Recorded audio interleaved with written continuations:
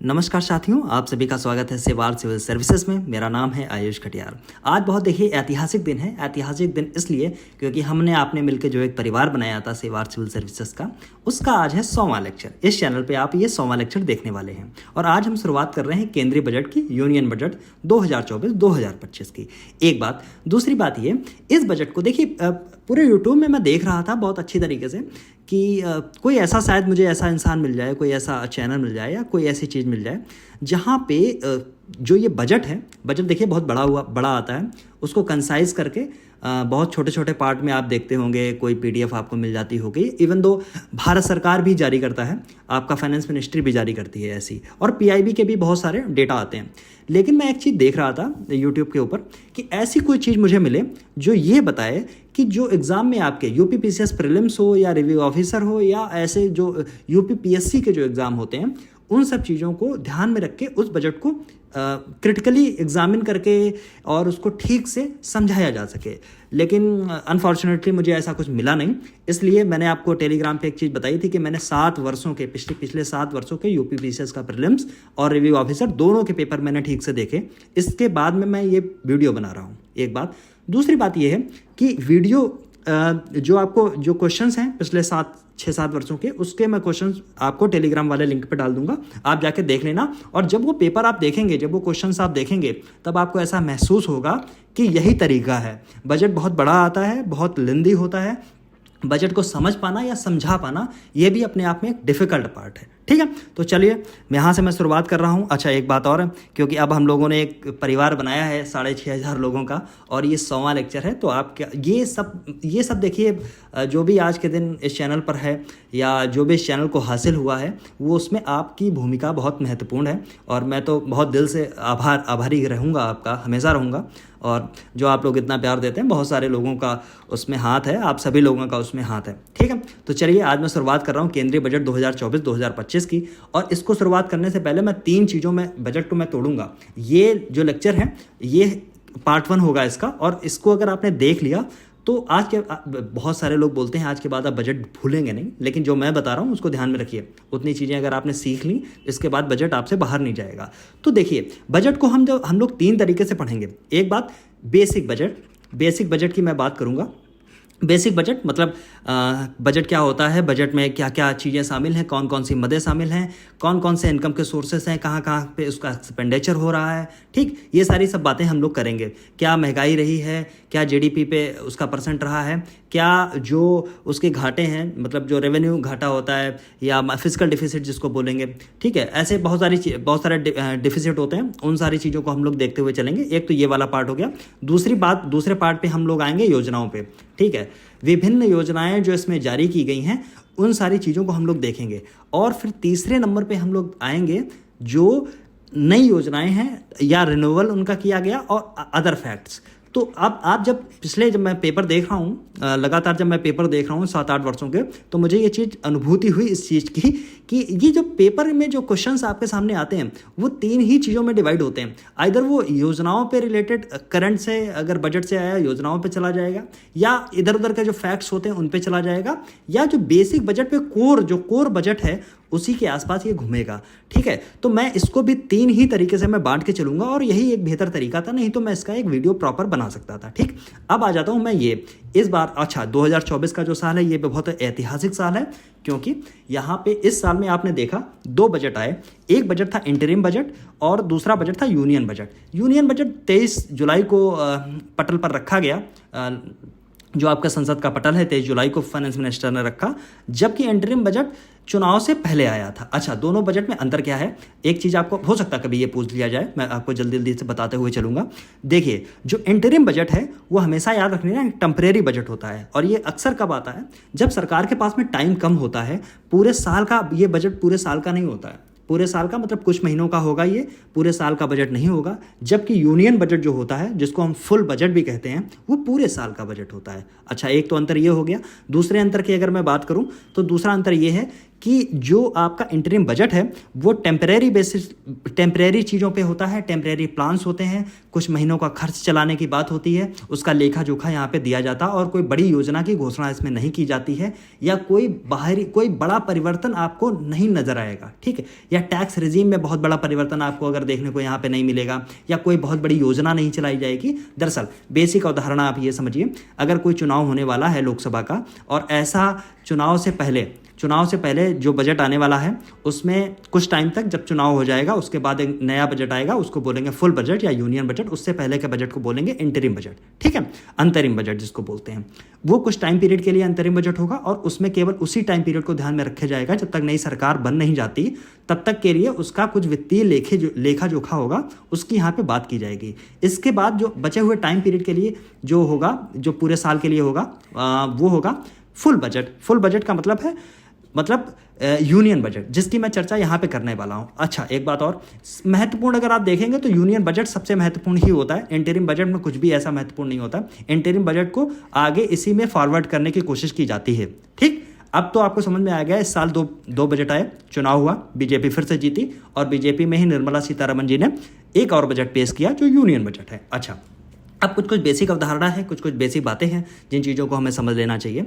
जैसे कि जो बजट है वो आपको आर्टिकल, अगर मैं कॉन्स्टिट्यूशन की बात करूं, कॉन्स्टिट्यूशन के आर्टिकल 112 में आपको देखने को मिलेगा। बजट, कहीं पे भी एक बजट शब्द का उपयोग नहीं किया गया है, इसको बोलते हैं वार्षिक वित्तीय विवरण या फिर एनुअल फाइनेंशियल स्टेटमेंट, ठीक। इतनी बात समझ में आ गई।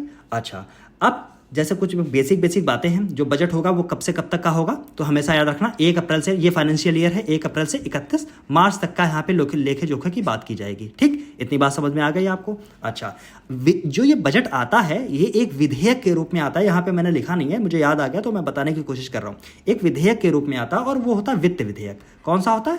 वित्त विधेयक, ठीक है, वित्त विधेयक के रूप में आता है, ठीक है। अच्छा, संसद के दोनों पटलों पे जाएगा, दोनों पे चर्चा होगी, इसके बाद वो पास कर दिया जाएगा, ठीक। अच्छा, दूसरी चीज़ और है, बजट जो आता है उसके दो भाग लगभग होते हैं, लगभग क्या होते ही हैं, दो भाग होते हैं, एक राजस्व बजट, एक पूंजीगत बजट। अच्छा, राजस्व बजट को अगर मैं इंग्लिश में अगर बोलूँगी तो रेवेन्यू, राजस्व को रेवेन्यू बोलते हैं और पूंजीगत को बोलेंगे कैपिटल, पूंजी को कैपिटल बोलेंगे, ठीक। तो ये दो पार्ट में आएगा, इन सब चीज़ों की मैं चर्चा बाद में करूंगा। अच्छा, कुछ बेसिक चीज़ें हैं, इन चीज़ों को जैसे देख लेते हैं। निर्मला सीतारमण जी का ये कौन सा बजट था? तो ये 7वां बजट था। अच्छा, 7वें बजट में भी जो एक बजट ये 7वां है, मतलब एक बजट 7 में जो शामिल है वो है इंटरिम बजट, ठीक। इससे पूर्व मोरारजी देसाई थे, उन्होंने 6 बजट पेश किए थे। अच्छा, उससे पहले की अगर बात मैं करूं तो CD देशमुख, आपने ये नाम खूब अच्छे तरीके से सुना होगा, ठीक है, मॉडर्न हिस्ट्री में भी आपको देखने को मिलता है, पॉलिटी में भी आपको देखने को मिलता है। CD देशमुख ने लगातार 7 बजट पेश किए, लेकिन अगर आप देखेंगे तो उसमें जो 6 बजट थे वो पूर्ण थे, एक बजट था अंतरिम बजट, इंटरिम बजट था, ठीक। पूर्ण बजट मतलब यूनियन बजट था, 6 यूनियन बजट और एक अंतरिम बजट। और इसमें भी साथ में एक बात और है कि इन्होंने जो CD देशमुख साहब ने जो ये बजट पेश किए, उसमें से जो 2 बजट थे वो प्रथम जो आम चुनाव हुआ था उससे पहले के थे, ठीक है। तो बात समझ में आ गई।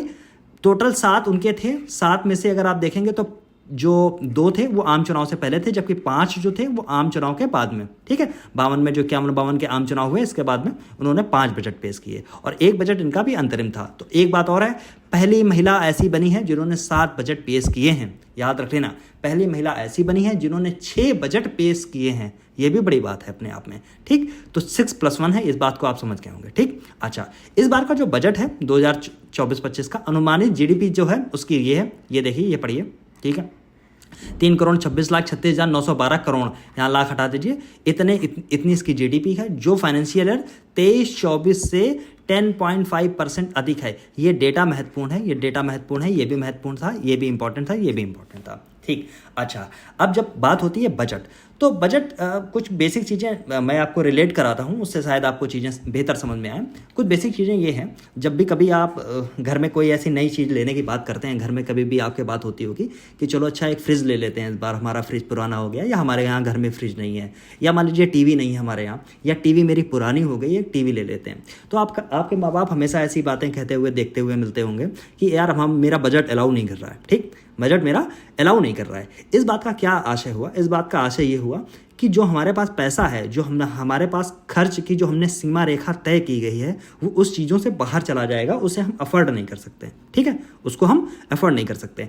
ऐसे ही क्या होता है, जैसे एक परिवार में ये सब चीज़ें होती हैं, ऐसे ही देश के अंदर भी ऐसी चीज़ें चल रही हैं। अच्छा, उसका मतलब ये है बजट का कि जो पूरे साल में लेखा जोखा है, पूरे खर्च का कहाँ से पैसा आ रहा है, किन किन चीज़ों पे पैसा हम खर्च करेंगे, कितना हम उधार ले रहे हैं, कितना हम टैक्स से ले रहे हैं, कितना हम इंफ्रास्ट्रक्चर पे खर्च कर रहे हैं, कितना हम अन्य चीज़ों पे, मान लीजिए डिफेंस पे खर्च कर रहे हैं, या मान लीजिए कोई नई योजना पे खर्च कर रहे हैं, मनरेगा पे खर्च कर रहे हैं, किसी भी चीज़ पे खर्च कर रहे हैं। तो उसका एक लेखा जोखा होता है, और उस लेखा जोखा को साल के कुछ पहली शुरुआत में, ठीक है, शुरुआत में ही उसको संसद के पटल पर रखना आवश्यक होता है, जिसमें देशवासियों को, जनता को ये बताया जा सके कि आपसे जो पैसा हमने लिया है उसका हम फला जगह ऐसे ऐसे उपयोग करने वाले हैं। ठीक है, तो ये आपको बजट की अवधारणा आपको समझ में आ गई, इसलिए बजट पहले आता है। ठीक, ओके।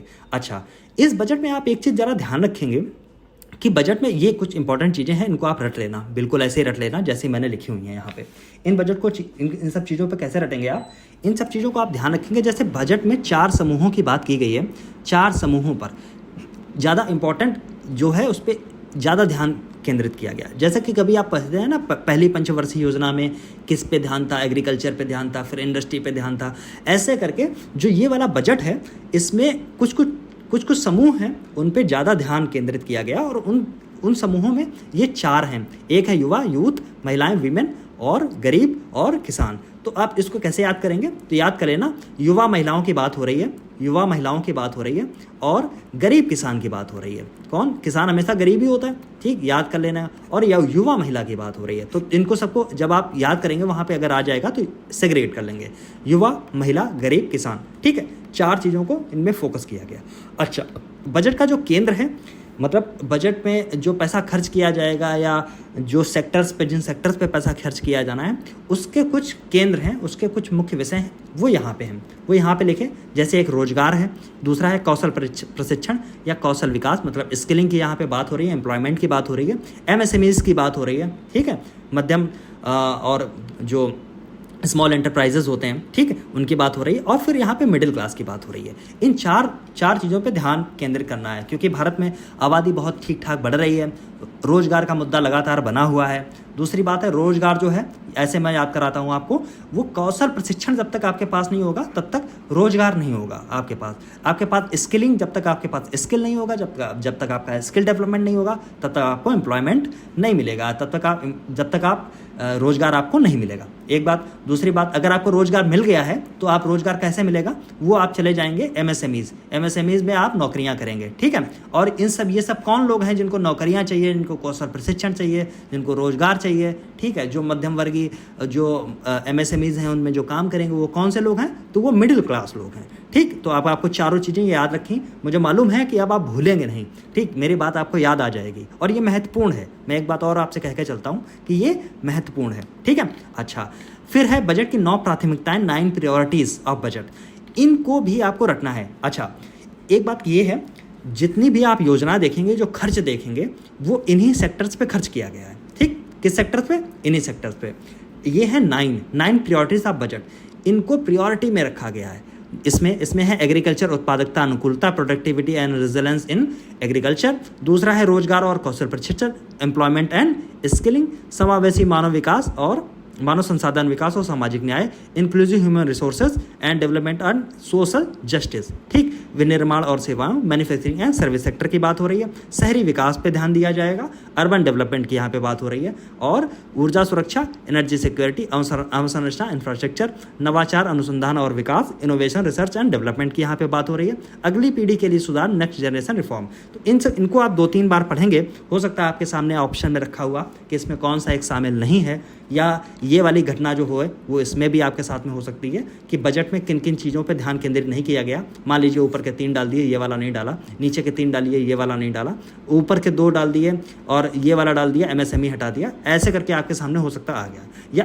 या इसमें भी सेम चीज़ें इसमें भी हो सकती हैं, ठीक है। तो इतनी चीज़ें आपको पढ़ लेनी है, ठीक। अच्छा, एक तो बात है बजट, आज मैंने जैसे आपकी कि आज हम डेटा बेस्ड बजट की बात करेंगे, जो कोर बजट है उसकी मैं बात करूंगा। इसके बाद मैं बात करूंगा योजनाओं परियोजनाओं पे और कहाँ कहाँ पे कितना कितना पैसा खर्च हो रहा है या कहीं कहीं क्या क्या नई नई चीज़ें यहाँ पे डेवलप की जा रही हैं। ठीक है, तो इन सब चीज़ों पे ये वाला जो पार्ट है इनको मैं कवर करूंगा सेकंड लेक्चर में। किसमें? सेकंड लेक्चर में, क्योंकि बहुत सारी मैं मैगजीन्स देख रहा था, अलग अलग मैगजीन्स की मैं बात कर रहा हूँ। यहाँ पे आपका जो कुछ वीडियोस थे वो मैंने देखे, उसमें भी ऊट पटांग कर रखा है। इवन दो, क्योंकि अब देखिए ऊट पटांग इसलिए कर रखा है क्योंकि पढ़ने का ये तरीका नहीं होना चाहिए जैसा कि मैगजीन्स में आया है।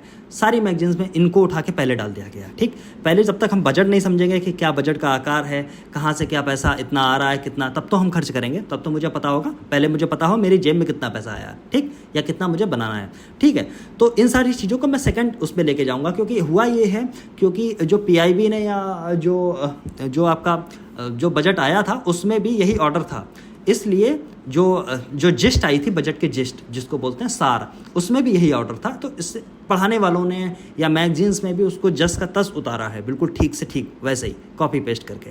वो ये धारणा को हम दूसरे नंबर पे लेके जाएंगे, ठीक है, दूसरे वीडियोस में। ठीक, अच्छा, अब जैसे बजट की जब हम बात करते हैं कि बजट क्या है, मैंने आपको बता दिया बजट क्या है। अब बजट में दो चीज़ें हैं, एक तो है आय, दूसरा है खर्च। ठीक, आपका पैसा कहाँ से आया है और कहाँ खर्च हुआ है। ठीक, अच्छा, पैसा जब आपके यहाँ आया है तो जैसे घर में पैसा आपके खर्च करने के लिए आया, तो उसमें भी अलग अलग चीज़ें हैं। जैसे पैसा कहाँ से आया है, कुछ पैसा है पापा को सैलरी मिलती है, वहाँ से पैसा आ रहा है। कुछ पैसा है पापा ने पैसा दे रखा था किसी को, वहाँ पे ब्याज से आ रहा है। कुछ पैसा है आपने दुकान, कहीं पे आपकी दुकान है, उससे कुछ पैसा आ रहा है। मान लीजिए, एक मान के चलते हैं, कुछ ऐसे सिस्टम है। ठीक, कुछ पैसा ये है कि आपको कमी हो गई तो आपको उधार लेना पड़ा। ठीक, आपको लगा है कि इस साल का खर्च हमारा ज़्यादा है और लगभग पैसे इतनी ज़रूरत होगी, तो इतना पैसा खर्च के लिए हमें उधार लेना पड़ा। ठीक है, अच्छा, उधार में फिर खर्च जब ये तो आया हुआ है आपके घर में, फिर जाने वाले की बात हो गई, कैसे जाएगा। कुछ चीज़ें ऐसी हैं जिसमें पैसा जाएगा ही जाएगा, जैसे दवा दारू हो गई। दारू तो नहीं है दवा है, लेकिन किसी के यहाँ पे दारू में भी पैसा जाता ही है। ठीक है, तो वो दवा दारू हो गई।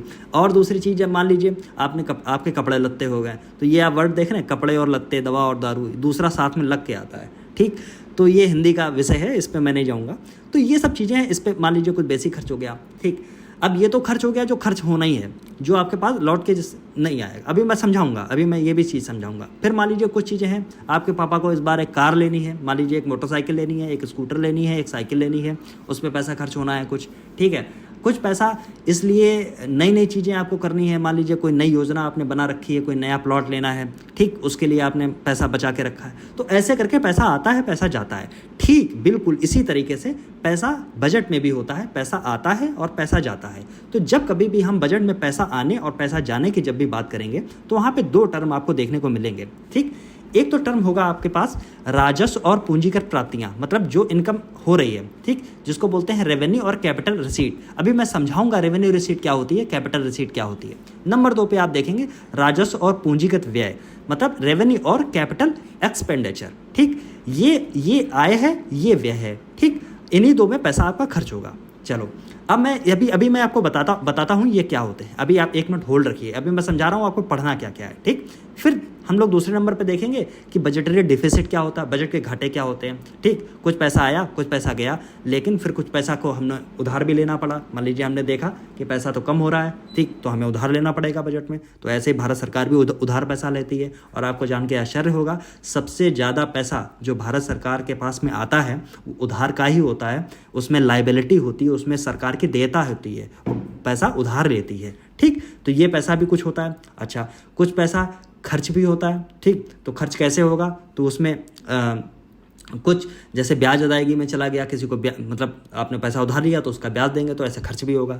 खैर, उन सब चीज़ों में इसी प्रकार से ये घाटे होते हैं। अभी मैं ये घाटे जो हैं ये डिफिसिट हैं, अलग अलग अकाउंट डिफिसिट होते हैं, इनको भी मैं आपको एक एक करके समझाऊंगा। जैसे इसको काट देना आप, राजस्व घाटा जिसको रेवेन्यू डिफिसिट बोलते हैं, राजकोषीय घाटा फिजिकल डिफिसिट बोलते हैं। और एक चीज़ आप ध्यान रखना, एग्जाम में यही दो ज़्यादा ही पूछे जाते हैं। यही दो क्या पूछे जाते हैं, ज़्यादा पूछे जाते हैं। ठीक, अच्छा, फिर होता है प्रभावी राजस्व घाटा, ज़्यादातर नहीं पूछा जाता। फिर ये प्राथमिक घाटा, अगर प्राइमरी तौर से राजकोषीय घाटा सबसे ज़्यादा पूछा जाता है जो 2 नंबर का है, फिर पूछा जाता है 1 नंबर वाला, फिर पूछा जाता है 4 नंबर वाला, फिर पूछा जाता है 3 नंबर वाला। ठीक, तो इसको भी हम आगे समझेंगे कि होता क्या है, और दूसरी चीज़ में कि कितना कितना परसेंट है, कितने परसेंट जीडीपी का है। ठीक, इतनी बात समझ में आ गई। अच्छा, अब बात है बजट में जो पैसा आता है उनके स्रोत क्या हैं, उनका डेटा क्या है, उसमें भी अलग अलग चीज़ें हैं। जैसे कुछ पैसा टैक्स से होता है, कुछ पैसा बिना टैक्स से होता है। जो एक पैसा होता है टैक्स रेवेन्यू जैसे पैसा आ रहा, दूसरा पैसा है नॉन टैक्स रेवेन्यू, बिना टैक्स से जो पैसा आ रहा है। ठीक, मान लीजिए आपने टैक्स कहीं पे लगा दिया, ठीक है, सड़क का टैक्स है, आप जा रहे हैं, उस पर टैक्स लग गया। आपने कोई मूंगफली तो छोड़ दीजिए, मान लीजिए लूज़ पैकेट में भी आ जाती है, बस पैक्ड कोई चीज़ अगर आपने खरीदी, मान लीजिए आपने 1 किलो चीनी पैक्ड वाली खरीदी, उस पर जीएसटी लग गई। आपने एक कार खरीदी, उस पर 28% जीएसटी लग गई। आपने कोई इलेक्ट्रॉनिक सामान खरीदा, मान लीजिए आपने इन्वर्टर खरीदा, उस पर 18% की जीएसटी लग गई।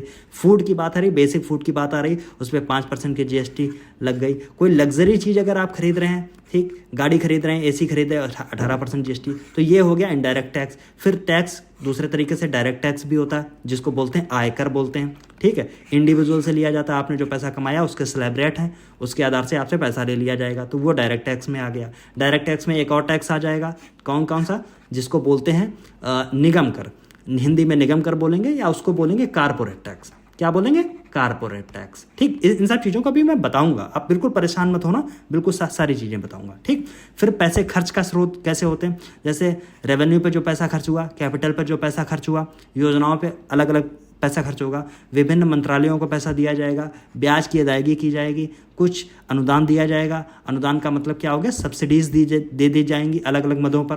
ठीक, आदि आदि ऐसे खर्च होते हैं। ठीक, इसके बाद में दूसरी हमने बताया कि आपको देखनी है 9 प्राथमिकताएं, दूसरे लेक्चर में हम लोग देखेंगे बजट की अन्य नई घोषणाएं, ये हम लोग तीसरे लेक्चर में, और इसको भी हम लोग बजट की अन्य महत्वपूर्ण पहलू तीसरे लेक्चर में। ठीक है, तो इसको हम ऐसे ही डिवाइड करेंगे। ठीक, तो ये तो चीज़ हो गई बेसिक। अच्छा, अब ये वाली चीज़ आ गई है, एक सेकेंड, अगर मैं इसको कर पाया, अगर मैं इसको कर पाया तो मैं शायद इसको और ही लार्ज करने की कोशिश मैं कर रहा था। अगर ये हो जाता है तो बहुत अच्छा रहेगा। एक सेकेंड, अब इससे ज़्यादा नहीं होगा, हो जाएगा क्या, एक सेकेंड, मैं कोशिश कर रहा हूँ, थोड़ा सा मैंने किया इधर था, बस मैं बताऊँगा आपको, परेशान मत होना, मैं ठीक से बताऊँगा। ठीक, ये मैं बता तो दूंगा आपको ठीक से, उसमें परेशान मत होना। ठीक है, चलो, अब ये है बजट का पूरा आंकड़ा।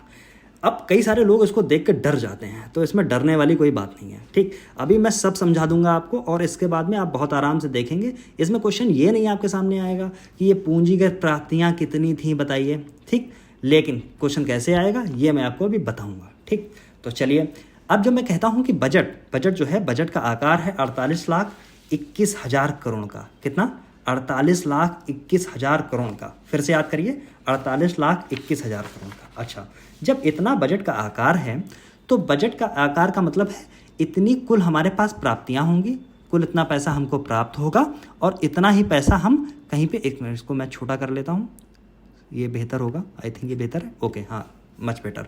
ठीक है, तो कुल इतनी प्राप्तियां होंगी 48 लाख, ये लगभग ऐसे ही पहुंच गया। देखिए ये वाला डेटा आपको नजर आ रहा, 48,20,512 करोड़ की बात हो रही है। ये पैसा हम लोगों को कुल प्राप्त हुआ है। ठीक, अब जब जितना पैसा प्राप्त हुआ हम बचा के करेंगे क्या, है ना, साल में तो सरकार का काम कभी व्यवसाय चलाना थोड़ी ना है, सरकार का काम है लोगों से पैसा लो और लोगों की भलाई के लिए उसको खर्च करो।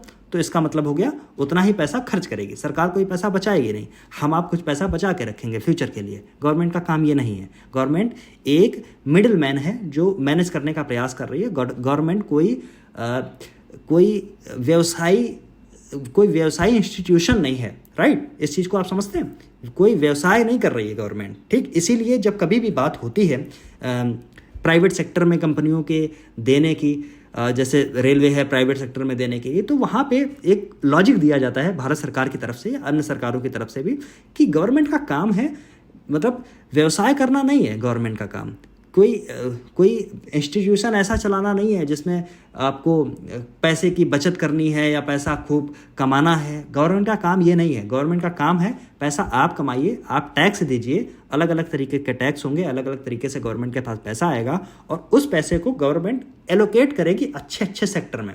जैसे कई बार इंफ्रास्ट्रक्चर में अच्छी तरीके से इन्वेस्ट करेगी।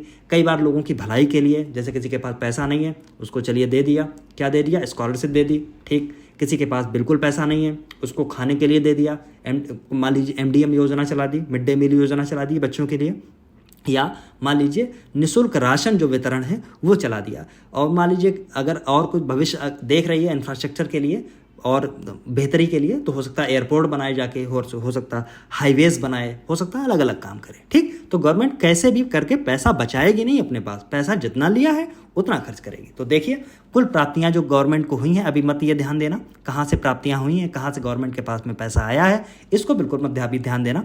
कुल प्राप्तियां हैं 48,21,000 करोड़, मतलब 48,20,512 करोड़, लगभग 21,000 करोड़ हो गया। 500 से ज़्यादा हो गया तो उतना हो गया, ठीक है।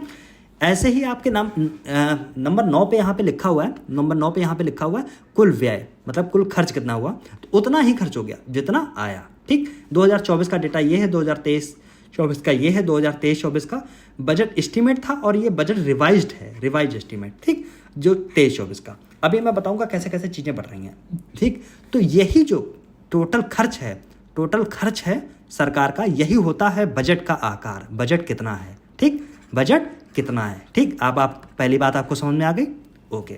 अब मैं चलता हूँ दूसरी बात पे। अब आप जरा पीछे की चीज़ों पे जरा गौर करिए। 2022-23 का जो बजट था, यहाँ पे देखेंगे आप बजट का कुल खर्च ये लिखा हुआ है 21,000 समथिंग, लगभग 42,000 करोड़। फिर ये देखेंगे 45,000 करोड़, जो एक्चुअली जो 486 करोड़ के आसपास बैठेगा, ये है। फिर इसके बाद ये, तो आप देखते हैं कि बजट लगातार बढ़ रहा है। एक पॉइंट क्लियर हो गया, बजट लगातार बढ़ रहा है भारत का, ठीक, ओके। मतलब हम लोग सही दिशा में काम कर रहे हैं, ओके। अब बात है कि जो पैसा आया है वो पैसा कहाँ कहाँ से आया है। अब मैं समझाऊंगा आपको कि रेवेन्यू क्या होता है, रेवेन्यू क्या होता है, कैपिटल क्या होता है, ठीक। चलिए अब मैं आता हूँ, सबसे पहले यहाँ पे आता हूँ, दो चीज़ें हैं, एक तो है रेवेन्यू, एक है कैपिटल, ठीक है, कैपिटल, ठीक। अच्छा, मान लीजिए भारत सरकार के पास में जो भी पैसा आता है, आपने ये सब चीज़ें शायद पढ़ रखी होंगी। रेवेन्यू मतलब राजस्व, कैपिटल मतलब पूंजी, ठीक है, कैपिटल पूंजी, रेवेन्यू राजस्व, ठीक। इसको मैं एक बार डिलीट कर देता हूँ यहाँ से, तो समझने में थोड़ी सी आसानी होगी, यहाँ पे मैं कुछ लिख पाऊँगा, ओके। अच्छा, रेवेन्यू यानी राजस्व क्या होता है, एक चीज़ याद रखें, जो भी पैसा ऐसी जगह से आए, ऐसी जगह से जिसमें सरकार की जो भी चीज़ें हैं उसमें लायबिलिटी उसकी जो है सरकार की देयता है, जो जिसको हिंदी में देयताएं बोलेंगे, इंग्लिश में लायबिलिटी बोलेंगे, लायबिलिटी पे असर मत पड़े, ठीक। अच्छा, अब आपको ये चीज़ें समझ में भी नहीं आई, अब मैं बाय एग्जाम्पल आपको समझाता हूँ। राजस्व प्राप्तियाँ वो प्राप्तियाँ हैं, रेवेन्यू रिसीट वो रिसीट हैं जिसपे सरकार की लायबिलिटी पे असर मत पड़े। मतलब क्या हुआ, लायबिलिटी पे असर भी नहीं पड़े और उसका डेली और रोज़मर्रे के काम से वो चलती रहें। डेली रोज़मर्रे के काम से मतलब वो अपने नेचर में कैसी हों, तो नेचर में वो आवर्ती किस्म की हों, आवर्ती, ठीक। आवर्ती किस्म मतलब बार बार वो चीज़ें होती रहती हों, ठीक। अब जैसे रेवेन्यू की जब मैं बात करता हूँ, राजस्व की जब मैं बात करता हूँ, तो बाय एग्जाम्पल अगर मैं आपको बताऊँगा तो शायद आप बेहतर समझ पाएंगे। जैसे गवर्नमेंट ने कोई टैक्स कलेक्ट किया, ठीक, किसी भी तरीके का टैक्स हो, किसी भी तरीके का टैक्स हो, वो टैक्स आइदर वो डायरेक्ट टैक्स हो या इनडायरेक्ट टैक्स हो, ठीक। किसी भी तरीके का टैक्स हो, अभी मैं टैक्स भी आपको बता दूंगा, अभी किसी भी तरीके का टैक्स हो, वो होता है क्या, वो होता है राजस्व में आएगा, रेवेन्यू में आया, ठीक। इससे सरकार को कुछ मिला, सरकार ने ये कुछ कमाया टैक्स से, ठीक। रोड पर कमा लिया आपने, मैंने बोला ना, आपने एसी खरीदी, फ्रिज खरीदी, कूलर, टीवी, कोई चीज़ खरीदी, आपने मान लीजिए कोई पर्यटन पे आप गए, वहाँ पे आपने पर्यटन टैक्स दिया। आप मान लीजिए राजा जी नेशनल पार्क में चले गए, आप मान लीजिए गिर में चले गए, गिर के जंगलों में अगर आप चले गए, ठीक है, ऐसे किसी भी जगह चले गए, वहाँ पे जो भी टैक्स कलेक्ट होगा, सारा टैक्स एक पाई वो आ जाता है भारत सरकार के किसमें आता है, रेवेन्यू रिसीट में, किसमें, अच्छा, रेवेन्यू रिसीट। अभी मैं प्राप्तियों की बात कर रहा हूँ, प्राप्तियों की, अभी मैं जो पैसा भारत सरकार के पास आने वाला है, प्राप्तियाँ मतलब रिसीट, RECIPT, ठीक, CEIPT, मैं क्या बोल रहा हूँ, CEIPT, इसको रिसीट बोलेंगे, रिसिप्ट नहीं बोलेंगे। तो ये प्राप्तियों की बात हो गई। तो पैसा कहाँ से आया, जो रेवेन्यू, अब प्राप्तियाँ दो तरीके की हैं, रेवेन्यू रिसीट और कैपिटल रिसीट, ठीक। अब रेवेन्यू रिसीट में जो है वो कौन सी है, जो मैंने टैक्स से आई पैसा। अच्छा, भारत सरकार ने कोई पैसा मान लीजिए किसी इंस्टीट्यूट को दे रखा था, ठीक, मान लीजिए राज्य सरकार को कोई पैसा दे रखा था, ठीक, तो उसने राज्य सरकार ने उस पर उसको ब्याज दे दिया, ठीक। अब जो वो ब्याज आया है वो आएगा राजस्व में, ठीक, राजस्व मतलब रेवेन्यू में क्या आया, ब्याज आ गया, ठीक। ये भी इससे पैसा जो आया वो भी रेवेन्यू रिसीट में आया। अच्छा, सरकार के लिए मान लीजिए सरकार की कंपनियां हैं, कोई ONGC है मान लीजिए, कोई और कंपनी आप कोई भी नाम ले लीजिए, इंडियन ऑयल ले लीजिए, और भी कोई सरकार की बहुत सारी कंपनियां हैं ना, PUC जिसको पब्लिक सेक्टर यूनिट बोलते हैं, PSU जिसको बोलते हैं, ठीक है।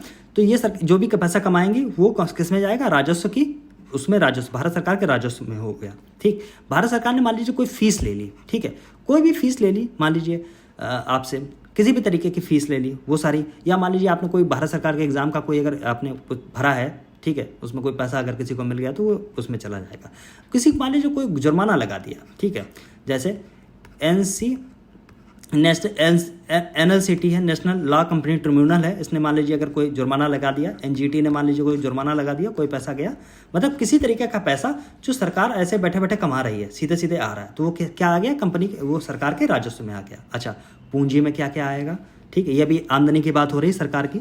पूंजीगत प्राप्तियां यानी कैपिटल रिसीट की मैं बात कर रहा हूँ। कैपिटल रिसीट क्या होंगी, सरकार के पास में कोई लैंड थी बड़ी सी, उसने सरकार ने उसको बेच दिया, ठीक, तो सरकार की लैंड जो थी वो चली गई, उसको सरकार को घाटा हो गया। अब उसके बाद जो पैसा आ गया वो कौन सा हो गया, पूंजीगत पैसा हो गया।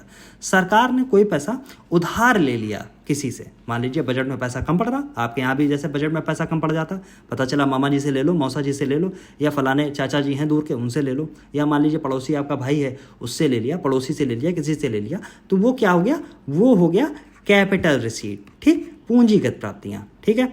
अच्छा, कोई मान लीजिए ऋण है, ठीक, किसी को दे रखा था, मान लीजिए 1 लाख रुपए आपने किसी के पापा ने किसी को दे रखा था और वही पापा को पैसा वापस मिल गया, ठीक है, पैसा वापस मिल गया, तो ये क्या हो गया, कैपिटल रिसीट, ठीक है।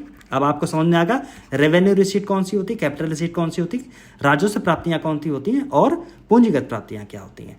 ऐसे ही होता राजस्व खर्च और पूंजीगत खर्च। अभी तो प्राप्त हुआ, फिर ये खर्च की बात होगी। अच्छा, राजस्व खर्च की अगर मैं बात कर लूँ, एक बार मैं इसको अगर बिगाड़ दूँ क्या, ऐसे मैं यहाँ पे, अरे इतना अच्छा तो देखिए क्या शानदार यहाँ पे लिखा हुआ, ठीक है। चलिए अब मैं खर्च की बात करता हूँ, एक्सपेंडिचर की बात करता हूँ, ठीक है। एक्सपेंडिचर, सरकार ने कुछ कमाया है तो कुछ खर्च करेगी। अब खर्च करेगी 2 तरीके से, ठीक, एक होगा राजस्व खर्च, ठीक है, मैं हिंदी इंग्लिश दोनों में मैं बता रहा हूँ, ठीक है।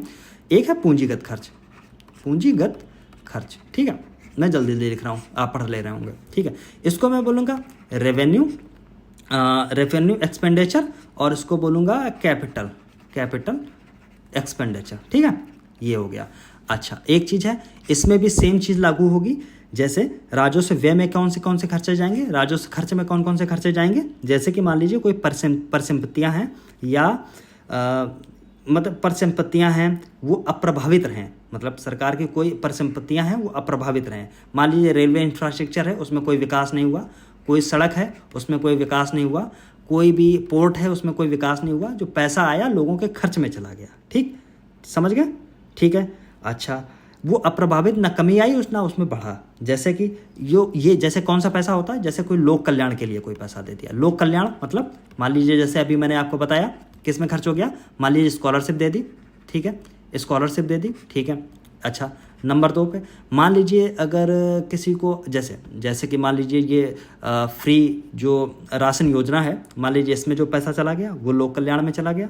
मान लीजिए अगर और कोई पैसा है स्किल डेवलपमेंट, या मान लीजिए किसी भी चीज़ पे ऐसा पैसा खर्च कर दिया, मान लीजिए पेंशन, जैसे हाँ सबसे अच्छा एग्जाम्पल पेंशन मान लीजिए दे दी, अब वो पैसा चला गया, उससे कोई सड़क बनेगी नहीं, उससे कोई अगला इंफ्रास्ट्रक्चर बनेगा नहीं, उससे कोई कंपनी में पैसा लगेगा नहीं, उससे कोई नया रोजगार मतलब नई चीज़ कोई डेवलप होगी नहीं, ठीक है। तो ये चीज़ें क्या होंगी, ये जोड़ी जाएंगी किसमें, राजस्व खर्च में, रेवेन्यू एक्सपेंडिचर में, ठीक है।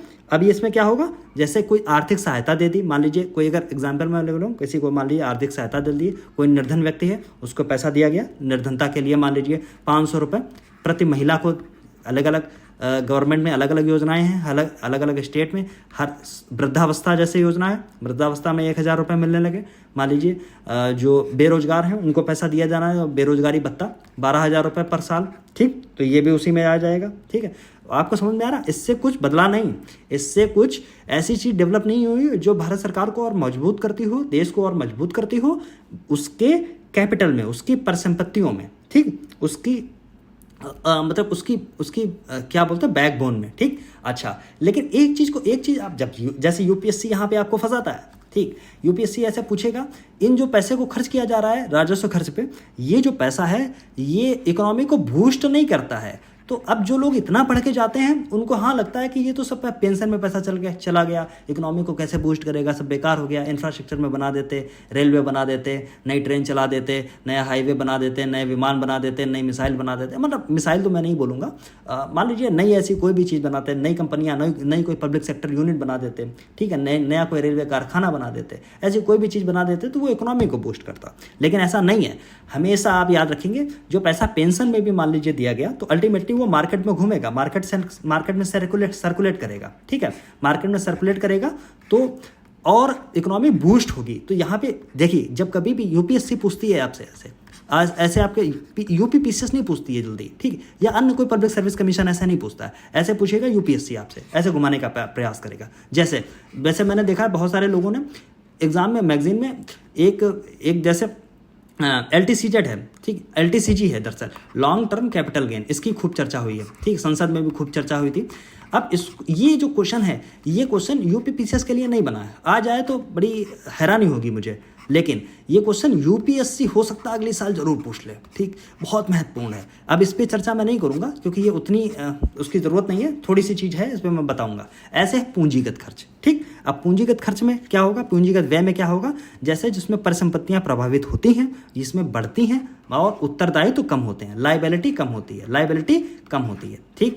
जैसे कि रेलवे इंफ्रास्ट्रक्चर पर जो पैसा खर्च किया गया, कोई सड़क निर्माण कर दिया गया, कोई हवाई अड्डा बना दिया गया, कोई नई कंपनी बना दी गई, इसमें क्या होगा, परिसंपत्तियां भारत सरकार की बढ़ी, ठीक। अच्छा, मान लीजिए कोई अगर लोन भारत सरकार ने ले रखा था, उसकी अदायगी हो गई तो उसकी भारत सरकार की लायबिलिटी कम हुई, उसकी देयता भारत सरकार की कम हुई, उस पर भार कम हो गया। तो ये क्या हो गया, ये किस में होगा, ये किस में जोड़ा जाएगा, पूंजीगत खर्च में। अच्छा, मान लीजिए जीडीपी है, जीडीपी में वृद्धि हो गई निवेश से, कोई निवेश किया गया, उससे जीडीपी में वृद्धि हो गई, तो ये क्या जोड़ा जाएगा, आपका पूंजीगत है। अब आप दोनों चीज़ें समझ गए, मैंने बहुत ठीक ठाक टाइम आपसे लिया है, ठीक। कौन सा टाइम लिया, जिसमें मैंने आपको बताया है कैपिटल रिसीट और रेवेन्यू रिसीट क्या होती हैं, पूंजीगत प्राप्तियां, और जो राजस्व प्राप्तियां हैं ये क्या होगी, प्राप्तियों की बात हो गई। दूसरे नंबर पर मैंने खर्च की बात की, जो व्यय है भारत सरकार का वो दो तरीके का है, राजस्व खर्च यानी रेवेन्यू एक्सपेंडिचर, पूंजीगत खर्च यानी कैपिटल एक्सपेंडिचर। दोनों को मैंने बाय एग्जांपल ठीक तरीके से बताया है, ठीक। तो ये मतलब भूलना, अगर भूलना तो पॉज कर लेना, पीछे चले जाना, दोबारा से सुन लेना, ठीक है, तो ये आपको याद रह जाएगा। चलो अब मैं आ जाता हूँ इस वाले सिस्टम पे, जो ये मैंने महत्वपूर्ण बनाई है ना, ये बहुत ज़रूरी है। इसको ज़रा ठीक से मैं इसी से मैं आपको सारी चीज़ें समझा दूंगा, कहीं आपको भागने की आवश्यकता ही नहीं पड़ेगी, ठीक है। इसी से मैं सारी चीज़ें आपको समझा दूंगा। अब हमने ये तो देख लिया है कि भारत सरकार का बजट कितना है, ठीक, टोटल पैसा कितना आया है, टोटल पैसा खर्च कितना हुआ है। अब मैं एक चीज़ देखूंगा, मैंने आपको बताया ना, प्राप्तियां दो तरीके की हैं, रिसीट दो तरीके की है, एक है राजस्व प्राप्तियां, दूसरी कौन सी है, पूंजीगत प्राप्तियां। अच्छा, राजस्व प्राप्तियां भी दो तरीके की होती हैं, मैंने आपको बताया, एक है कर वाली, एक है जिसमें टैक्स से जो पैसा आया, ठीक, दूसरा है नॉन टैक्स मतलब जो कर से पैसा आया तो वो क्या हुआ, कर राजस्व, दूसरा हुआ कर भिन्न राजस्व, यानी ये जो लिखा कर भिन्न राजस्व यानी नॉन टैक्स से।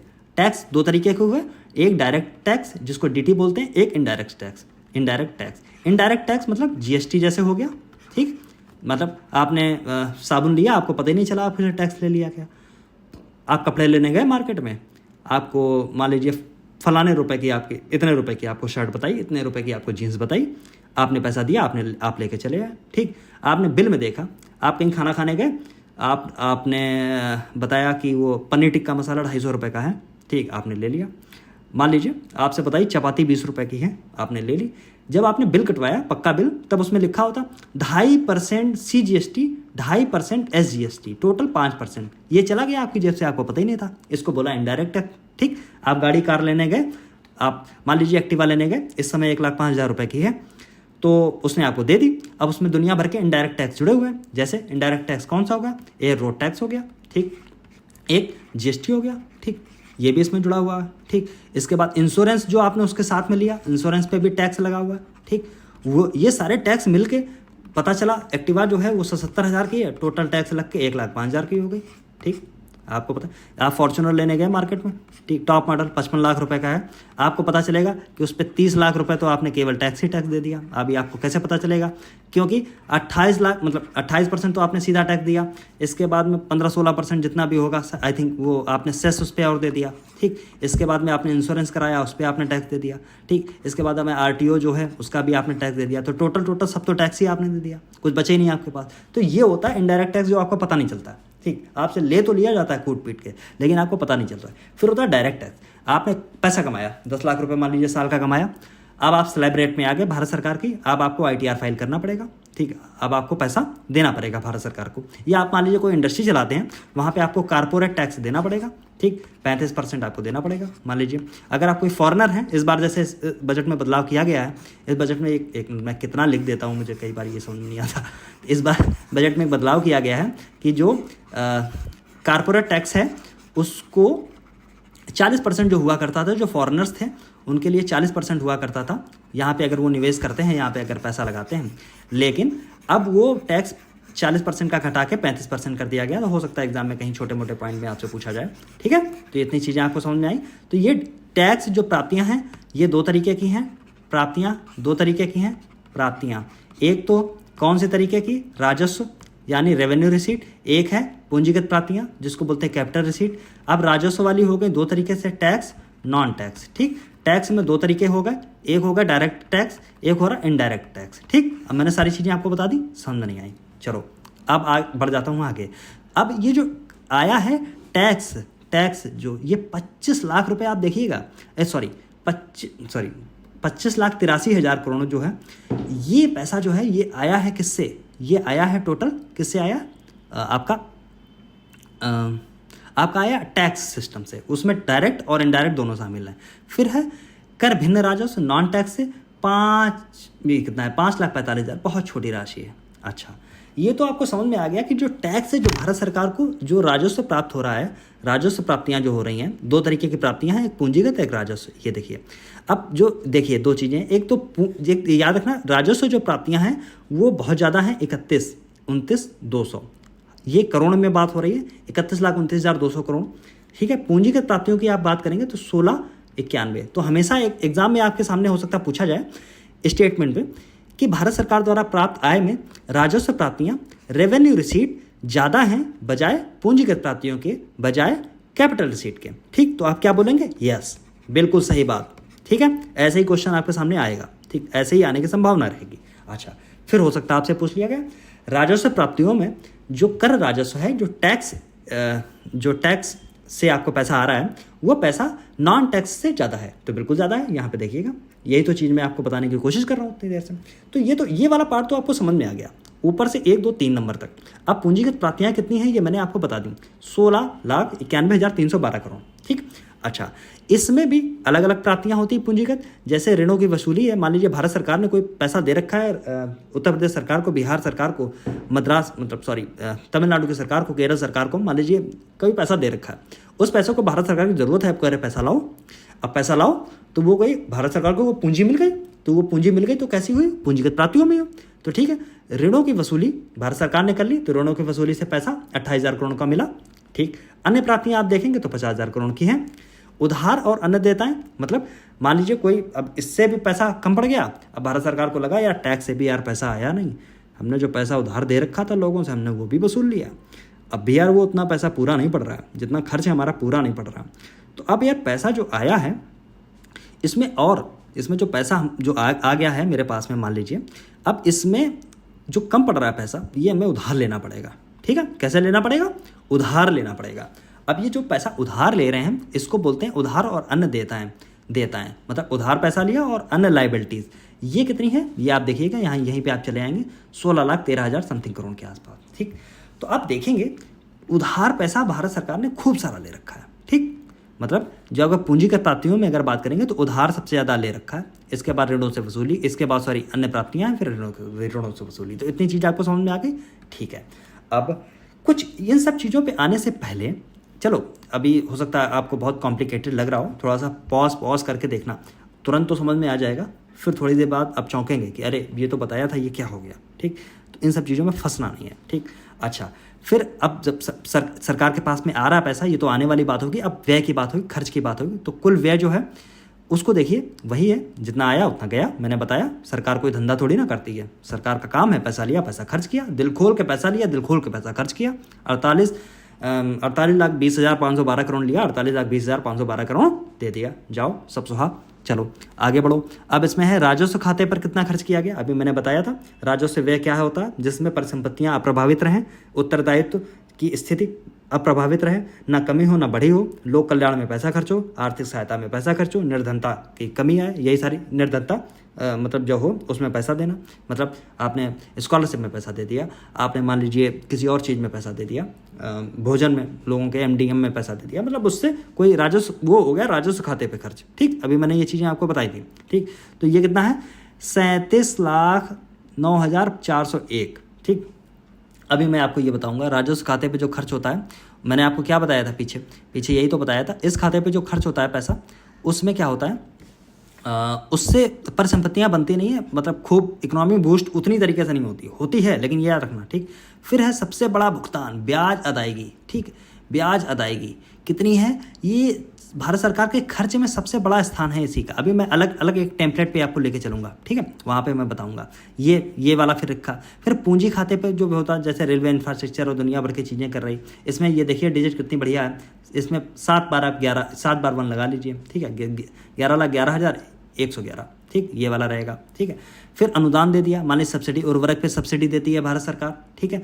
किसी अन्य देश को कोई ग्रांट दे दी, उस पर दे दिया। फूड सब्सिडी देती है भारत सरकार, तो ये कितनी दी, 3,90,000। अब एक चीज़ आप याद रखना, मोटा मोटा डेटा आपको सब रखना नहीं है, इसलिए मैं कह रहा हूँ आप कंफ्यूज हो जाएंगे, मत रखना इसको, ठीक। अब इसमें क्या कैसे आप हटेंगे, इसमें मोटी चीज़, ये बजट का आकार है, ये वाला, ये आपको रट के जाना है। ये जो पैसा जो आया है, इसको ज़रा रख लेना। पूंजी राजस्व प्राप्तियाँ कितनी हुई हैं, राजस्व, अच्छा ये वाली हाँ ना वाली देख लेना, जिसमें कर राजस्व ज़्यादा है, कर भिन्न राजस्व कम है। पूंजीगत प्राप्तियाँ कितनी है, लगभग 1691 के आसपास। पीछे वाली डिजिट भूल जाना, कोई दिक्कत नहीं है, चल जाएगा काम। उसमें आप ध्यान रखना कि कौन कौन सी चीज़ें ज़्यादा हैं, उसमें जैसे उधार और अन्य देताएँ हैं, ये ज़्यादा हैं, ये ज़्यादा कम याद रखना, इसमें एग्जैक्ट नहीं, ये वाला एग्जैक्ट, ये वाला थोड़ा सा देख लेना, ये वाला देख लेना, बाकी सब खा जाओ, ठीक। बाकी सब खा जाओ, याद करने की जरूरत नहीं है, मैं केवल ये बताने की कोशिश कर रहा था कि ये होता क्या है, ठीक। अगर आपके एग्जाम में आता है तो आप भड़केंगे नहीं। चलो अब मैं आ जाता हूँ अलग वाली चीज़ पे। ये हैं कुछ घाटे, ये है कुछ घाटे, बजट के घाटे, ठीक है। अब बजट है तो घाटा है, सबको घाटा होता है, आपको भी हुआ, आपके घर में भी भैया घाटा वाटा लग जाता है। तो इन सब चीज़ों पे, बजट के घाटे पे जरा एक बार देख लेते हैं, इसको थोड़ा सा समझा देते हैं, फिर आपके समझने की चीज़ें कम हो जाएंगी। और इन चीज़ों को जो मैं लिख रहा हूँ यहाँ पे, उस चीज़ को आप रट लेना, ठीक है। क्या करेंगे आप, रट लेंगे, ठीक है। क्या करेंगे, रट लेंगे। तो अगर आप इसको रट लेंगे, ये हूबहू पूछा जाएगा। मैं आपसे क्या कह रहा हूँ, ये हूबहू पूछा जाएगा, ठीक। तो इसको प्रॉपर जैसा है उसको वैसा उसको रट लेना। चलो अब जब बजट के घाटे की बात करते हैं तो डिफरेंट आपको घाटे नज़र आएंगे बजट में, तो आप होंगे कन्फ्यूज़, ठीक है, आप होंगे कन्फ्यूज़, ठीक। तो मैं यहीं पे कुछ कोशिश ऐसी कर रहा हूँ, ठीक। अब जैसे यहाँ पे लिखा हुआ है राजस्व घाटा, राजस्व घाटा का क्या मतलब हुआ, जो पैसा राजस्व से प्राप्त हो गया। चलो राजस्व घाटा को मैं, चलिए पहले मैं राजस्व घाटे आपको बता देता हूँ। राजस्व घाटा को बोलेंगे, मैं अगर बोलूँगा रेवेन्यू डिफिसिट, ठीक, रेवेन्यू डिफिसिट। अब इसका फॉर्मूला कई बार होता है, ये पूछेगा, हो सकता नहीं पूछेगा, आई डोंट नो, ठीक। लेकिन आपको एक चीज़ याद रखना, रेवेन्यू डिफिसिट जो होता है, ये होता है रेवेन्यू, राजस्व घाटा मतलब राजस्व खर्च, इसको मैं बोलता हूँ राजस्व खर्च यानी राजस्व व्यय माइनस राजस्व प्राप्तियाँ, ठीक। इंग्लिश में मैं अगर बोलूँगा revenue expenditure minus revenue receipt, ठीक। अब ये जो है, ये केवल रेवेन्यू की बात हो रही है, रेवेन्यू में जो पैसा आया, रेवेन्यू में जो खर्च किया गया, ठीक। अब ये रेवेन्यू रिसिप्ट मतलब ये वाली इसकी बात हो रही है, राजस्व प्राप्तियाँ ये थी, ठीक है। और राजस्व खर्च कहाँ था, कहाँ गया, पूंजी खाते, राजस्व खाते पे खर्च, ठीक, ये वाला मतलब राजस्व में जो पैसा आ रहा है, राजस्व खाते में जो पैसा खर्च हो रहा है, उसको बोलते हैं, क्या बोलते हैं, राजस्व घाटा। क्या बोलते हैं, रेवेन्यू डिफिसिट। रेवेन्यू है सारा तरफ, याद रखना। अब ये है कितनी, याद रखना 58.02 LCR, लाख करोड़ की बात हो रही है, ठीक। चलो जीडीपी का कितने परसेंट है, जीडीपी का कितने परसेंट है, तो याद रखना 1.8% ऑफ जीडीपी, ठीक। ये वाला जो डेटा लिखा है 1.8% इसको रटिए, ये वाला डेटा रटिए, 1.8% ऑफ जीडीपी, राजस्व घाटे की बात हो रही है, रट लेना बिल्कुल, जो मैं बता रहा हूँ रटने वाली है उसको रटो। चलो अब आता है राजस्व घाटे को, अगर मैं दूसरे नंबर पे चलो दूसरा नंबर वाला छोड़ो, अभी याद आएगा राजकोषीय घाटा, इसको पहले आप पकड़ो। राजकोषीय घाटा, मैं लाइन से ही चलूंगा जैसे आपको समझ में जाता है। राजकोषीय घाटा का मतलब फिजिकल डिफिसिट खूब पूछा जाता है एग्जाम में। फिजिकल डिफिसिट इस साल कितना था, कितना बढ़ रहा है, कितना घट रहा है। अच्छा एक चीज़ और याद रखना है, ये जो है राजस्व घाटा जिसकी मैं बात कर रहा हूँ, पिछले 3 वर्षों से लगातार बढ़ रहा है, लगातार घट रहा है। घाटा जो कहीं पे भी है, एक चीज़ याद रखना, घाटा कोई भी पूछा जाए, मान लीजिए कोई भी घाटा आपसे पूछा जाए, सारे घाटे घट रहे हैं, मतलब ये भारत की इकोनॉमी के लिए बहुत अच्छा साइन है। भाई आपका घाटा घट रहा है ना, घाटा बढ़ नहीं रहा है ना। कोई भी घाटा हो, राजस्व घाटा हो, पूंजी घाटा हो, प्रभावी राजस्व घाटा हो, राजकोषीय घाटा हो, प्राइमरी डेफिसिट हो, सारे घाटे घट रहे हैं, तो ये बड़ी अच्छी बात है, याद कर लेना, ठीक है। अच्छा ये कितना था 1.8। फिर मैं बात कर रहा हूँ दूसरे नंबर पे, आपके बात कर रहा हूँ राजकोषीय घाटे की, जिसको बोलते हैं फिस्कल डिफिसिट। इसका मतलब है सरकार कितना उधार लेगी। मान लीजिए सरकार को कुछ पैसा कर से प्राप्त हुआ, अन्य चीज़ों से प्राप्त हुआ, कुछ पैसा मान लीजिए सरकार को 100 रुपये मान लीजिए खर्च करने का लक्ष्य बनाया। सरकार को कर और कर भिन्न राजस्व से अलग अलग तरीकों से जो पैसा प्राप्त हुआ, पूंजी से, वो सब चीज़ें आप, वो जो पैसा जो प्राप्त हुआ सरकार को, वो प्राप्त हुआ जाके मान लीजिए मैं एग्जैक्ट अगर आपको वैसे बोलूँ 77 रुपये मान लीजिए आपको प्राप्त हुआ, ठीक। अब टोटल इसमें घटा दीजिए, ये जो घाटा होगा जो भारत सरकार को या गवर्नमेंट ऑफ इंडिया को लेना पड़ेगा उधार के तौर पे, ठीक है, उधार के तौर पे लेना पड़ेगा। तो ये इसी को बोलते हैं राजकोषीय घाटा। हमारे राजकोष में जो पैसा आया और जो पैसा खर्च होने वाला है उसके बीच के अंतर को, ठीक है। तो अब जो इसमें जो कमी पड़ गई है, जो अब उधार लेना पड़ जाएगा, उसको बोलते हैं राजकोषीय घाटा, उसको बोलते हैं फिस्कल डिफिसिट। और ये बहुत गंभीर पैरामीटर है, बहुत इंपॉर्टेंट पैरामीटर है, जिसको ध्यान में रखा जाता है हमेशा, ठीक है। तो याद कर लेना, सरकार इसमें उधार सरकार कितना पैसा उधार लेगी, ये चीज़ है, कितना पैसा उधार लेगी ये ज़रूरी है। अब इसी में ये जिसकी मैं बात कर रहा हूँ, एक मिनट सॉरी, अब इसको अगर मैं कैलकुलेट करूँ इस साल का क्या होगा, इस साल का मैंने इसका जो डेटा है वो है 16.13 लाख करोड़, ठीक, जो यहाँ पे लिखा होगा 16.13 लाख करोड़ ये, और ये है कितना 4.9%। एकदम रट जाओ, चबा जाओ, चाट जाओ, जैसे भी कर पाओ रट जाओ, ठीक है।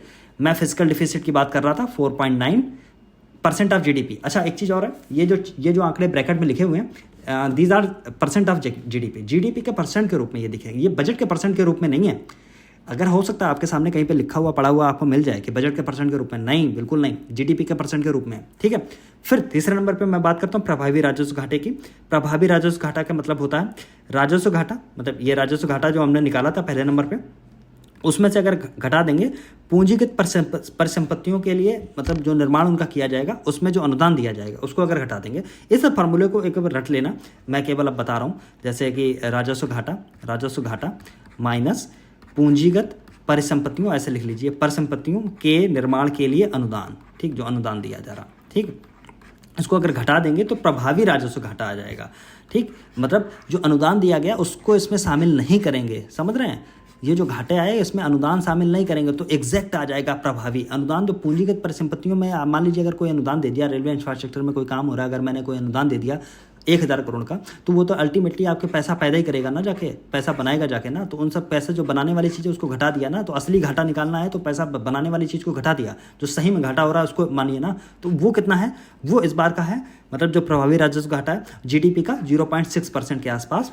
ठीक, और वो है 1.89 लाख करोड़ के आसपास। ये वाला फिगर आप देखेंगे, ये वाला फिगर नंबर, इस पे अगर मैं इधर जाऊँ तो फिगर नंबर 16 प्रभावी राजस्व घाटा 3 हो गया। फिर होता प्राथमिक घाटा।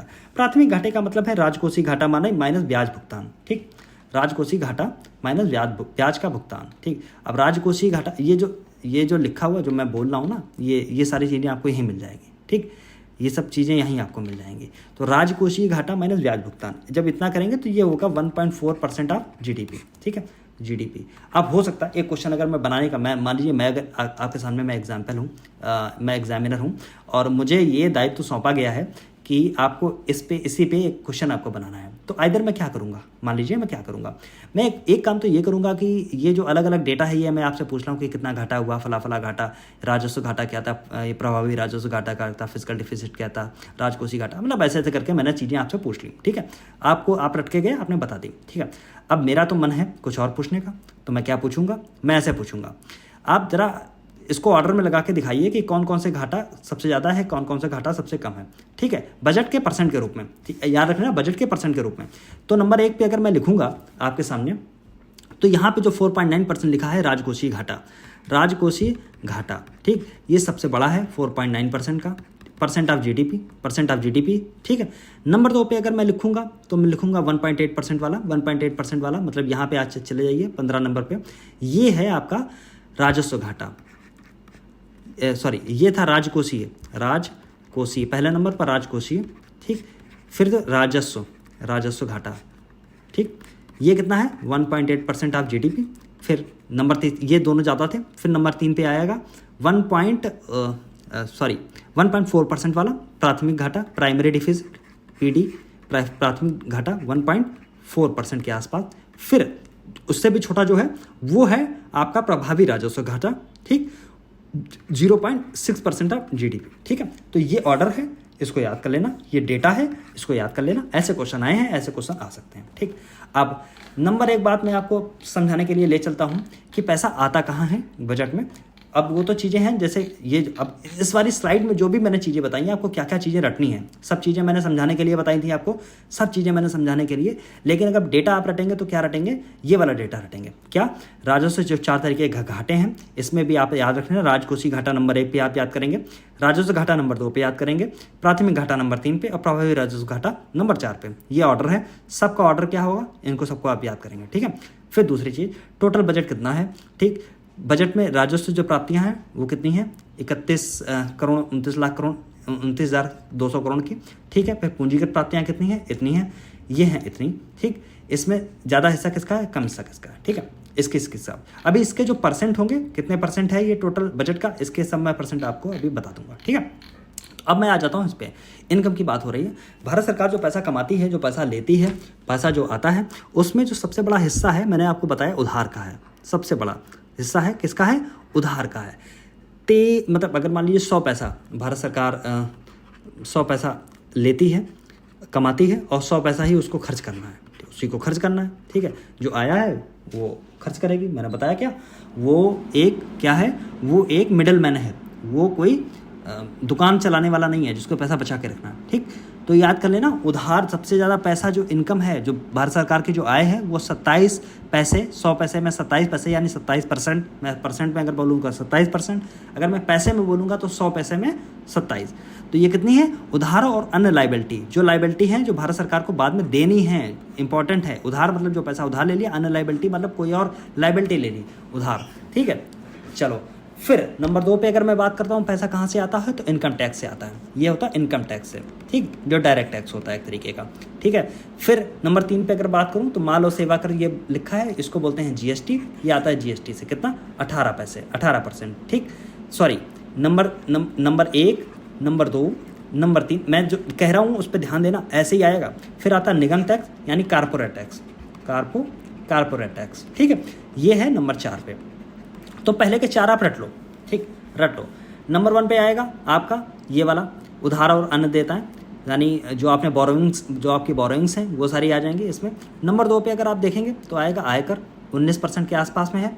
नंबर 3 पे आप देखेंगे 18% पे जीएसटी है।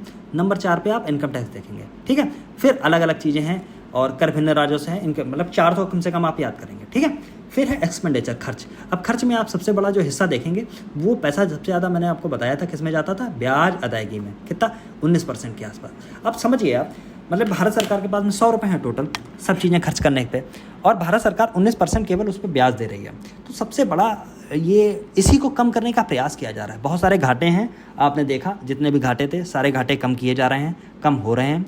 इसके साथ ही साथ इसमें ब्याज अदायगी है, इसमें भी शायद कमी आएगी, आगे आने वाला जो टाइम है उसमें भी कमी आएगी। चलिए, फिर इसके बाद में 18, ये तो 19% के आसपास हो गया। सॉरी, नंबर 2 में इस पे अगर आप देखेंगे करों और शुल्क में राज्यों, सॉरी नंबर 1 पे तो ये रहेगा, मैं तो गड़बड़ कर रहा हूँ। नंबर 1 पे ये वाला पॉइंट रहेगा, नंबर 2 पे आपका ये वाला पॉइंट रहेगा। जो भारत सरकार के पैसा आया उसने क्या किया, करों में और शुल्कों में राज्यों का हिस्सा, मान लीजिए जीएसटी है, जीएसटी तो टोटल टैक्स है, उसमें जीएसटी में आपको पता है शराब शामिल नहीं होती है, ठीक, दारू वारू है ये सब शामिल नहीं होता, ठीक, तो ये जैसे पेट्रोलियम है ये शामिल नहीं है। तो ये सारी चीज़ें, इससे जो पैसा आया जीएसटी से मान लीजिए या अन्य करों से जो पैसा आया भारत सरकार को सीधे गया, उसमें स्टेट को भी पैसा दिया जाएगा, उनका भी व्यवसाय चलना है। तो उसमें जो सबसे पहला 21 पैसे 100 पैसे मान लीजिए आए, उसमें 21 पैसे सीधे चले जाते हैं अलग अदर स्टेट्स के पास में, ठीक है, स्टेट्स के पास में अलग अलग पैसे राज्यों को हस्तांतरण कर दिए जाते हैं, ठीक। नंबर 2 पे ब्याज अदायगी हो जाती है 19 पैसे के आसपास में, ठीक। तो ये तो मेजर पोर्शन हो गया। फिर होता है सबसे ज़्यादा केंद्रीय क्षेत्र की जो योजनाएं होती हैं, मान लीजिए कोई केंद्रीय क्षेत्र की योजना है, भारत सरकार कोई योजना लेके आ रहे हैं, उस पर 16 पैसे उस पर खर्च किए जा रहे हैं, ठीक। फिर अगर इसके बाद अगर आप देखेंगे तो ये 9 वाला हिस्सा आपको मिलेगा, वित्त और अन्य आयोग, मतलब वित्त आयोग और अन्य अंतरण पर जो पैसा खर्च किया गया, मतलब आप 4 टोटल याद कर लेंगे। और अगर ये इसको, हाँ, ये वाला पॉइंट आप स्पेसिफिकली याद करके चलना, ठीक है, इंपॉर्टेंट है। जो पैसा आया है उसका कितना खर्च किया जा रहा है, तो याद कर लेना 8 पैसा खर्च किया जा रहा है, 8% पैसा आने का, बजट का, मैं अगर सही बोलूँ तो बजट का कितना 8% डिफेंस पे खर्च किया जा रहा है, ठीक है, ठीक।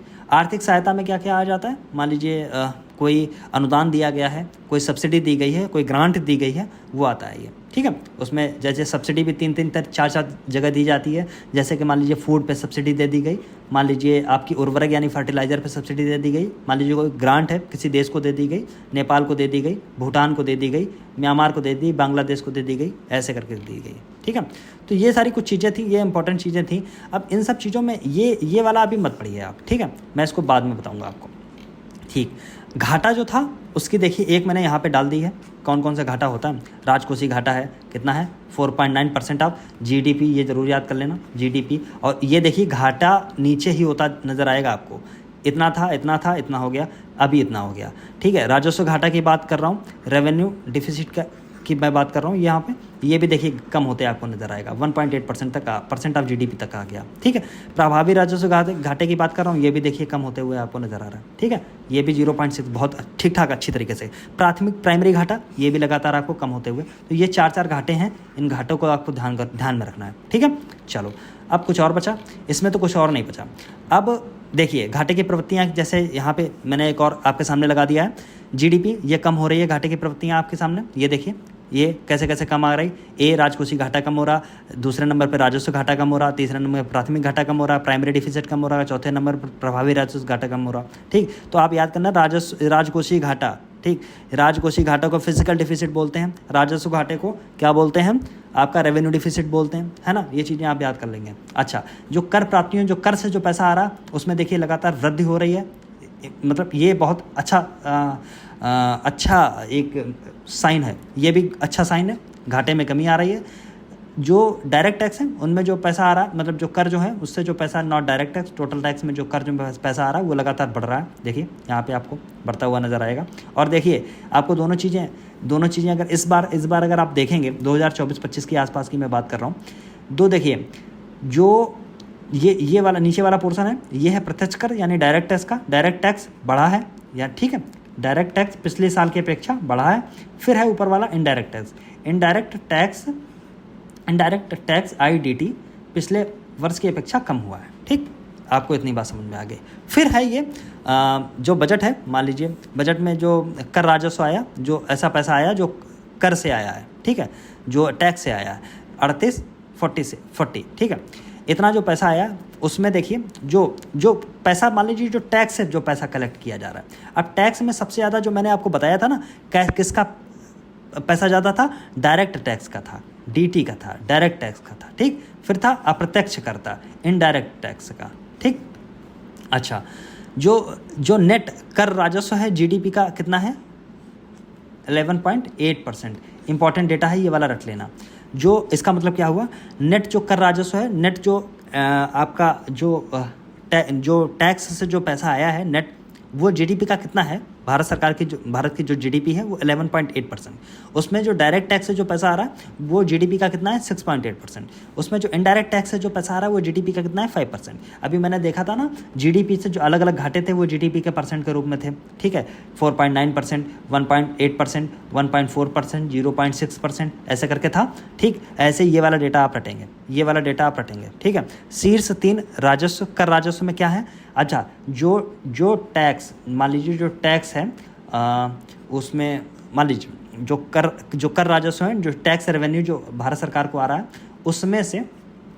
उसमें से आप देखेंगे अलग अलग 3 तरीके के, डायरेक्ट, इनडायरेक्ट और अलग अलग होता है। तो डायरेक्ट टैक्स में अलग अलग चीज़ें हैं, इनडायरेक्ट टैक्स में अलग अलग चीज़ें हैं, लेकिन मैं अलग अलग अगर मैं आपको बताऊं तो इनडायरेक्ट टैक्स में खूब सारा पैसा आ रहा है, मतलब सॉरी, डायरेक्ट टैक्स में आप अगर देखेंगे तो सबसे ज़्यादा अगर पैसा कुछ चीज़ आया है तो इनकम टैक्स से आया।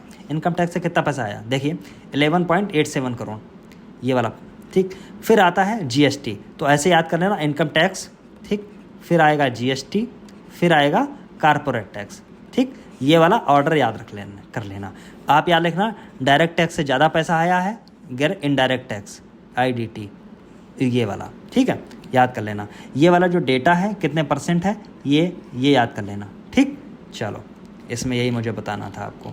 तो ये वाला पोर्शन कंप्लीट हुआ। और देखिए एक सबसे महत्वपूर्ण चीज़, ये एक सेकेंड, सॉरी, ये ओके।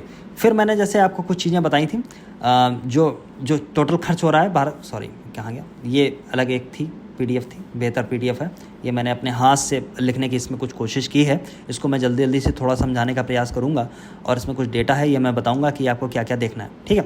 तो ये मैंने अपने हाथ से बनाई है। तो टोटल एक्सपेंडिचर, जब मैं अरे महाराज थोड़ा सा बढ़ जाओ, ऐसा मत करिए, okay, is it good, okay.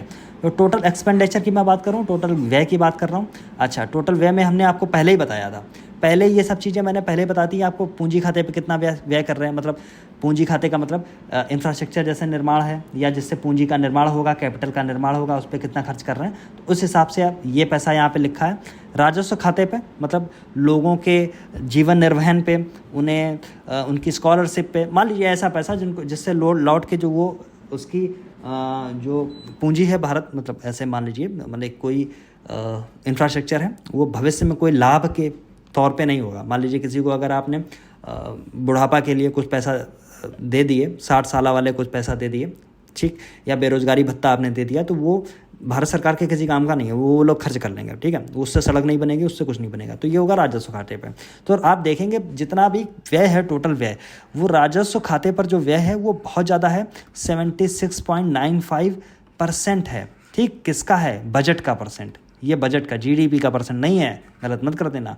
तो ये किससे ज़्यादा है, राजस्व खाते पे ज़्यादा पैसा खर्च हो रहा, पूंजीगत खाते पे कम पैसा खर्च हो रहा। पूंजीगत खाते पे जो पैसा खर्च हुआ वो हुआ है 23.05%। अब इससे मुझे क्या चीज़ आपको समझ में आती है कि भारत सरकार में जो पैसा इंफ्रास्ट्रक्चर पे जो लगना चाहिए, भारत सरकार में इतनी आबादी है कि वो पैसा उन्हीं के लिए ही यूज़ में आ रहा है, जैसे किसी को खाने देने के लिए, किसी को बिजली देने के लिए, या किसी को किसी और चीज़ के लिए, ऐसी चीज़ के लिए जो बाद में प्रोडक्टिव नहीं होगी, ठीक, प्रोडक्टिव नहीं होगी, तो उन्हीं को उनके जीवन यापन के लिए, उनकी पेंशन के लिए, इन सब चीज़ों पे पैसा जो खर्च किया जा रहा है वो हो रहा, राजस्व खाते पे जो खर्च हो रहा है वो बहुत ज़्यादा है। आप देखिए 3/4 से भी ज़्यादा है, 75% से ज़्यादा है। कितना है, 76 पॉइंट ये वाला परसेंट देखिए। जबकि पूंजी खाते पे जो पैसा भारत में लगना चाहिए इंफ्रास्ट्रक्चर के लिए, निर्माण के लिए, अलग अलग चीज़ों के लिए, नए रोजगार के लिए, वो पैसा बहुत कम है, 23%। ये मैं समझाने की कोशिश कर रहा हूँ, ऐसे स्टेटमेंट में आपके सामने पूछे जा सकते हैं, ठीक। अच्छा, लेकिन एक बेहतर चीज़ है, जो पूंजी खाते पे जो खर्च हो रहा है उसमें वृद्धि हुई है इस साल, 24-25 में वृद्धि हुई है, कितनी, इतनी वृद्धि हुई है। और ये डेटा हो सकता नहीं पूछा जाए, ये वाला हो सकता पूछ लिया जाए। कुल आपूर्ति की अब बात हो रही है, कुल आपूर्ति की बात हो रही है, जैसे कि एक्सपेंडिचर सप्लाई, जैसे कुल खर्च हुआ और खर्च की आपूर्ति, मतलब उसमें जो इनकम हो रही है उसकी बात कर रहे हैं। तो राजस्व खाते से कितनी आई, अभी मैंने बताया राजस्व खाते में क्या होता है, कर राजस्व होता है, फिर गैर कर राजस्व होता है, टैक्स से जो पैसा आ रहा है, नॉन टैक्स से जो पैसा आ रहा है, टैक्स में भी अलग अलग तरीके के टैक्स हैं, डायरेक्ट टैक्स है, इनडायरेक्ट टैक्स है, आईडीटी है, ठीक है, ये सब चीज़ें मैंने बताई आपको। तो इसमें जो सबसे ज़्यादा पैसा आ रहा है, ये आप देखेंगे कर राजस्व से ज़्यादा पैसा है, कितना है, ये वाला देखिए, ये ज़्यादा पैसा है, ये वाला कम है। ये तो चीज़ें मैंने वहीं पे आपको पढ़ के बताई थी, आपको वहीं सब समझा दिया था, ठीक। फिर मैंने बताया कर राजस्व से जो पैसा आएगा वो ज़्यादा है बजाय गैर कर राजस्व से। देखिए ये तो चीज़ें मैंने वहीं बताई थी, ठीक। तो ये ऐसे ऐसे ऐसे इसमें निशान लगा लीजिए, ठीक है। दूसरी चीज़ है पूंजीगत प्राप्तियों से जो पैसा आ रहा है, उसमें आपने देखा ऋण की जो वसूली से जो पैसा आ रहा है इतना आ रहा है, 50,000 तो अन्य आय से आ रहा है, उधार और अन्य देवताओं से ये आ रहा है, ठीक है। ठीक, आपको समझ आ गया, ठीक। तो इसमें याद रखना, नंबर 1 पे उधार से पैसा आएगा पूंजीगत प्राप्तियों में, नंबर 2 पे यहाँ से अन्य देवताओं से, नंबर 3 पे ये वाला इतना इंपॉर्टेंट नहीं है, लेकिन ये वाला इंपॉर्टेंट है। कर राजस्व से ज़्यादा पैसा आता है, गैर कर राजस्व से कम पैसा आता है। फिर बजटीय घाटा, ये सारी चीज़ें तो मैंने आपको बता दी, ठीक। कि रेवेन्यू डिफिसिट क्या है, ठीक है, प्रभावी राजस्व घाटा क्या है, फिजिकल डिफिसिट क्या है, प्राइमरी डिफिसिट क्या है, कितने परसेंट है, percent of GDP 4.9% of GDP इतना है, ठीक। ये सारी चीज़ें तो मैं बता चुका हूँ ना आपको, ठीक से। अच्छा, फिर अब बात करता हूँ अनुदान की। कुछ बेसिक चीज़ें हैं, इनको और आपको देखना है। डेटा बहुत ज़्यादा हो जाएगा, एक बार मैं आपको बहुत बाद में जो चीज़ें मैं जहाँ पे मैं अति इंपॉर्टेंट बता रहा हूँ उनको तो रट ही लेना, ठीक। अगर ज़्यादा ना रट पाना, डेटा ठीक ठाक होता है, ठीक। तो केवल आपको यह रखना जो अनुदान जो सब्सिडी है वो बजट की कितने परसेंट दी जा रही है, तो 8.95%, ठीक। जो सब्सिडी में पैसा दिया, सब्सिडी में पैसा जैसे कि आपने यूरिया खाद की बोरी आप लेने गए, बोरा एक लेने गए, और उस पर जो मूल्य है मान लीजिए वो, अगर मान लीजिए मैं हाइपोथेटिकली मैं आपको बता रहा हूँ, मान लीजिए 500 रुपये की बोरी है, लेकिन जब आप उसको उठा के देखेंगे तो उसमें लिखा होगा कि 2,000 इसका मूल्य है। भारत सरकार इस पर 15% अनुदान दे रही है, आपको सब्सिडी दे रही है, ठीक। आपने गैस सिलेंडर फिल कराया, गैस सिलेंडर आपको 850 रुपये का मिला, लेकिन गैस सिलेंडर की जो असली कीमत है वो 1150 रुपये है। तो 850 से लेकर 1150 यानी 300 रुपये आपको सरकार उस पर सब्सिडी दे रही है, आपको कम पैसे में उपलब्ध करा रही है, पेट्रोलियम पे आपको दे रही है, ठीक। तो ऐसे फूड पे भी जो सब्सिडी देती है वो सब्सिडी है 47 पॉइंट, टोटल सब्सिडी का, ऐसा मत कर लेना बजट का इतना नहीं है, नहीं तो आप कंफ्यूज हो जाए। ये टोटल सब्सिडी देखिए, जो सब्सिडी है वो 8.95% है टोटल बजट की, और जो सब्सिडी, ये जो खाद्य पे जो सब्सिडी है, फूड पे सब्सिडी है, वो 47.9, अबाउट 48% ऑफ सब्सिडी है, ठीक। समझ गए। तो नंबर 1 पे ये हो गया, नंबर 2 पे उर्वरक आ गई, नंबर 3 पे पेट्रोलियम हो गया। तो ये वाला पेट्रोलियम उर्वरक वाला डेटा आपसे पूछा गया है, पिछले सालों में भी पूछा जा सकता है या ऑर्डर आ जा सकता है। तो याद रखना, फूड नंबर 2 पे, फर्टिलाइजर नंबर 3 पे पेट्रोलियम, ठीक। ये वाला याद रख लेना, ठीक। फिर विदेशी अनुदान है, किस किस देश को दिए जाते हैं। सबसे ज़्यादा पैसा अनुदान में यानी ग्रांट, ये सब्सिडी जो है ये ग्रांट बेस्ड भी होती है। मान लीजिए पैसा कहीं पे अकाल आ गया, बाढ़ आ गया, या हमें अच्छे रखने हैं उनसे संबंध, तो हम ऐसी सारी चीज़ें किया करते हैं, ठीक। तो भूटान याद कर लेना, भूटान को सबसे ज़्यादा पैसा, फिर नेपाल, फिर मालदीव, ठीक। फिर ब्याज अदायगी में आपसे कितना मैंने बताया था, ठीक ठाक बहुत पैसा चला जाता है, ठीक। तो खर्च की सबसे बड़ी राशि है, ठीक है। अच्छा, वहाँ पे आपको मिला होगा 19% के आसपास, यहाँ पे आपको 24.12% के आसपास। इसका एक रहस्य है, ये मैं रहस्य बाद में आपको समझाऊंगा, आपको टेलीग्राम पे मैं ये चीज़ें इसका मैं अलग से बता दूंगा, ठीक है। तो जो ब्याज की जो अदायगी है, जो इंटरेस्ट जो दिया जाता है, भारत सरकार में खूब सारा जब उधार ले रखा है तो उस पर ब्याज भी देगी, और सबसे ज़्यादा जो पैसा भारत सरकार को आता है वो उधार और अन्य लाइबिलिटीज से आता है, और यही सबसे जब उधार ले रखा है तो उस पर ब्याज तो देगी ना भारत सरकार, तो खूब सारा पैसा ब्याज पे भी देती है। तो मैंने आपको अभी बताया था पैसा भारत सरकार का सबसे ज़्यादा कहाँ पे खर्च होता था, तो आपको पता है सबसे ज़्यादा पैसा आपका भारत सरकार का खर्च हुआ था जो 21% के आसपास जो स्टेट को पैसा दे दिया था, 19% के आसपास जो पैसा आपको दिया था ये आपका ब्याज पे। यहाँ पे ये पैसा आपका 21.12% ऑफ बजट हो जाता है। अभी कैसे हो जाता है ये मैं बताऊंगा। अच्छा, फिर टैक्स की मैंने बात की थी, डायरेक्ट टैक्स है, एक इनडायरेक्ट टैक्स है। इसमें कुछ परिवर्तन किए गए, इन पर परिवर्तन देख लीजिए। जैसे डायरेक्ट टैक्स का ढांचा तो वही रहा, तो ढांचा वही है, लेकिन नई कर प्रणाली है जो न्यू टैक्स रिजीम है, उसमें कुछ परिवर्तन किया गया। न्यू टैक्स रिजीम में 7 लाख तक अगर जो है आप वो, वैसे तो 3 लाख वाली सीमा है, स्लैब रेट अलग अलग हैं, 3 लाख, 3 से 6 लाख, फिर ऐसे करके चलेगा, ऐसे करके चलेगा, ठीक है। तो ये जो नई टैक्स प्रणाली 2020-21 के आसपास आई थी, उसमें जो 7 लाख का जो सीमा थी उसको बढ़ा के 7.75 लाख तक आप टैक्स फ्री रहेंगे।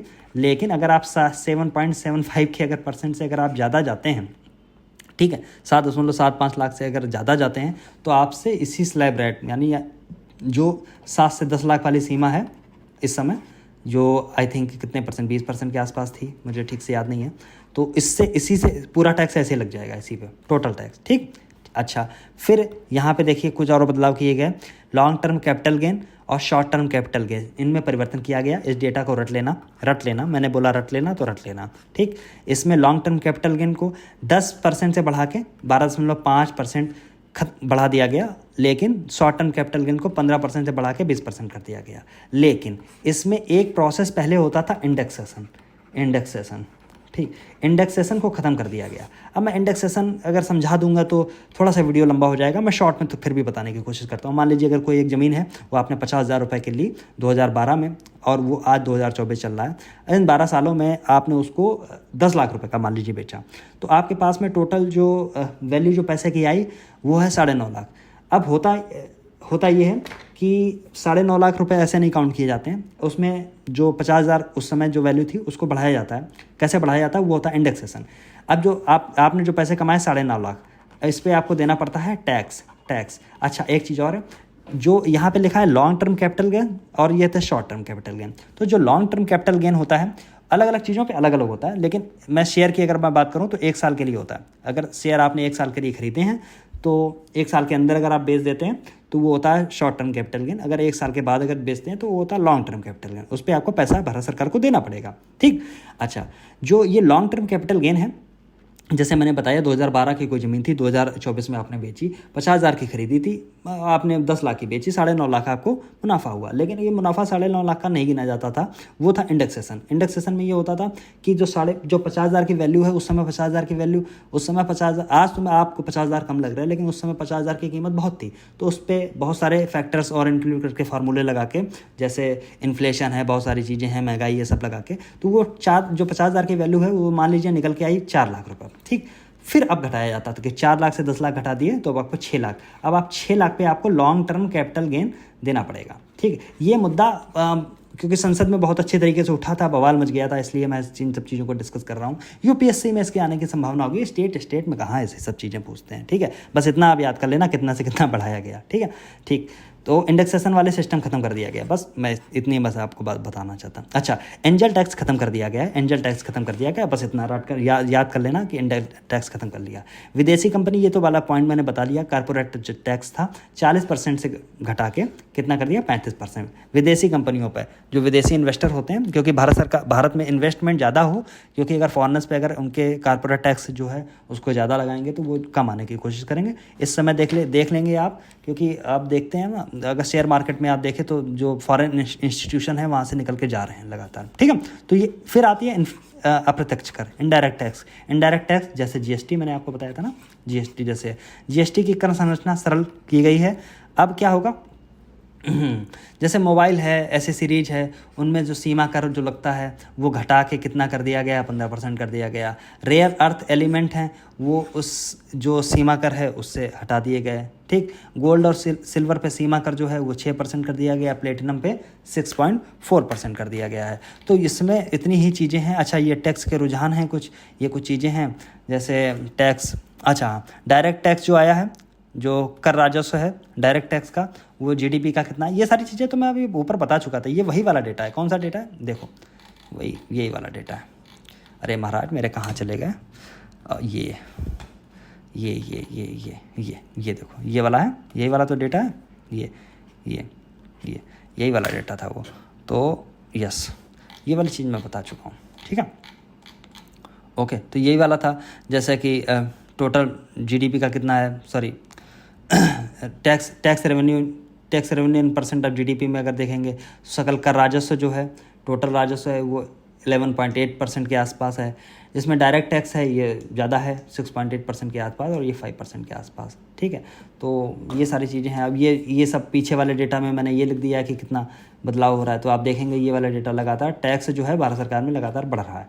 केवल जो ये जो डायरेक्ट टैक्स है ये भी लगातार बढ़ा है, इनडायरेक्ट टैक्स है ये भी लगातार बढ़ा है। इनडायरेक्ट टैक्स दरअसल पिछले साल से लगभग बराबर ही है, ठीक है। बाकी सब चीज़ें बढ़ी हैं, टैक्स बढ़ा है, घाटा कम हुआ है, अन्य फैक्टर्स में कमी आई है। अब मैं आपको एक चीज़ और बेहतर समझाता हूँ, इसके बाद में कोई चीज़ और बचती नहीं है, ठीक है, ओके। यस, तो यस, ये सब चीज़ें मैं आपको बता चुका हूँ। जैसे सॉरी,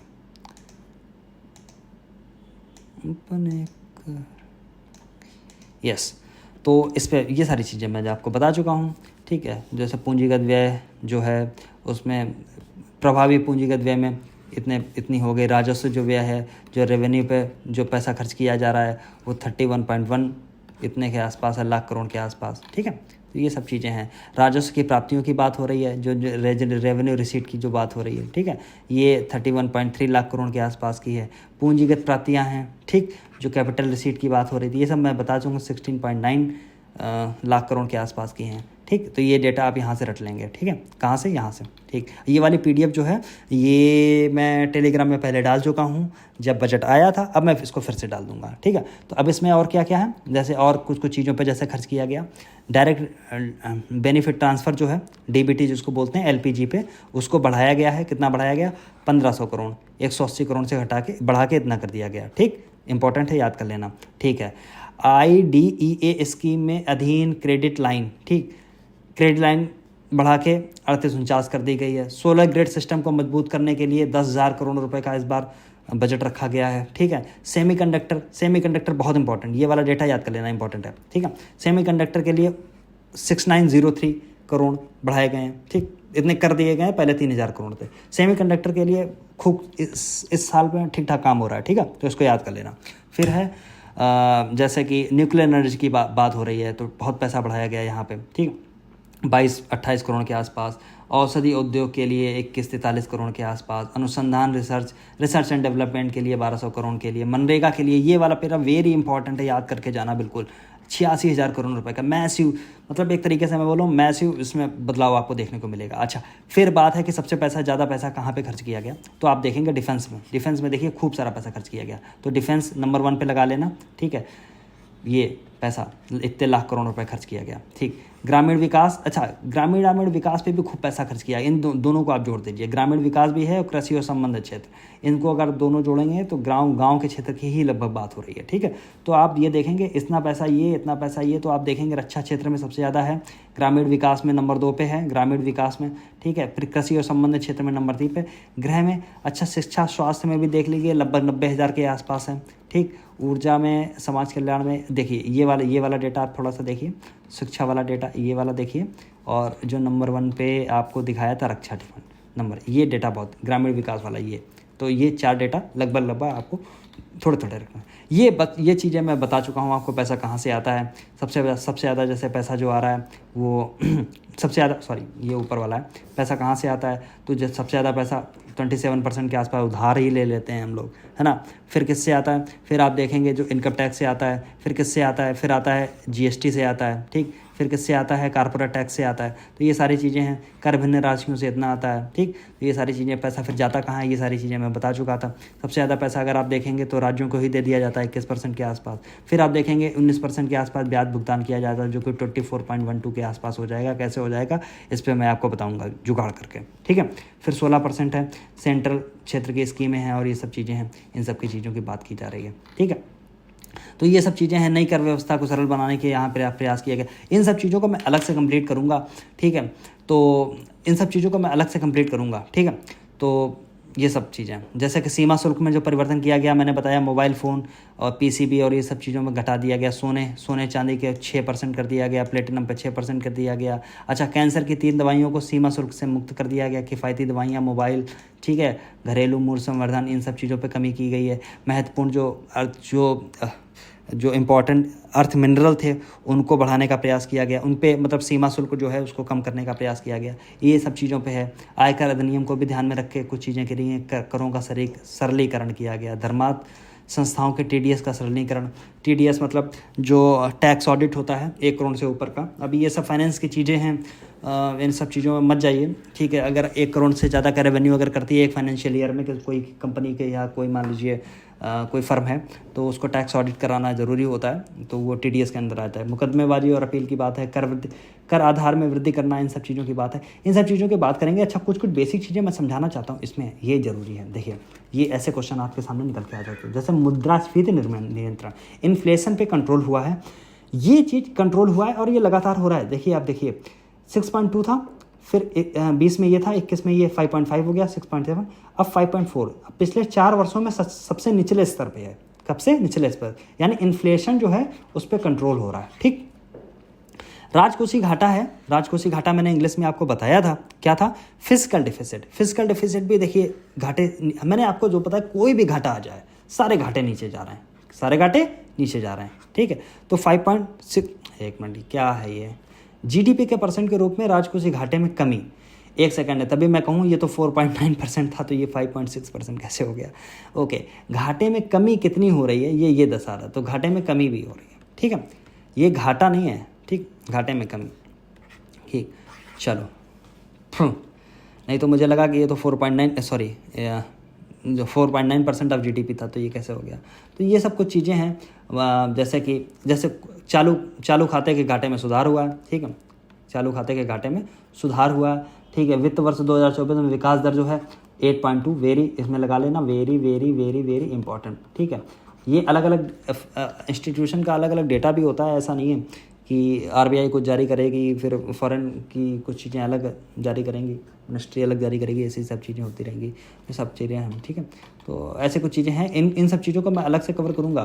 फिर मैंने जो आपको बताया था ना 9 चीज़ें, 9 प्राथमिकताएं, उसमें अलग अलग विकसित भारत के लिए अवसंरचना की यहाँ पे बात की गई है, ठीक है। इन सब चीज़ों को मैं अलग से कवर करूँगा, अलग से, ठीक है। तो ये लेक्चर ऐसे ही था, इसको समझाने के लिए बजट है, मजाक नहीं है। पेपर में आपके आते भी तो हैं क्वेश्चन, आधा इकोनॉमिक्स का आधा पोर्शन कवर कर लेता, 6 7 क्वेश्चन कई बार फेंक के दे देता है, ठीक है। तो पढ़ना तो है, जैसे मैंने पढ़ाया है, जैसे मैंने बताया है, उसको मैं ध्यान से देख लेना, बस काम बहुत अच्छा चलेगा, सब के सब क्वेश्चन आपसे होंगे, इससे ज़्यादा इधर उधर जाएगा नहीं, ठीक है। थैंक यू वेरी मच बने रहने के लिए सेवार सिविल सर्विस के साथ में। बहुत बहुत धन्यवाद आपका, थैंक यू वेरी मच।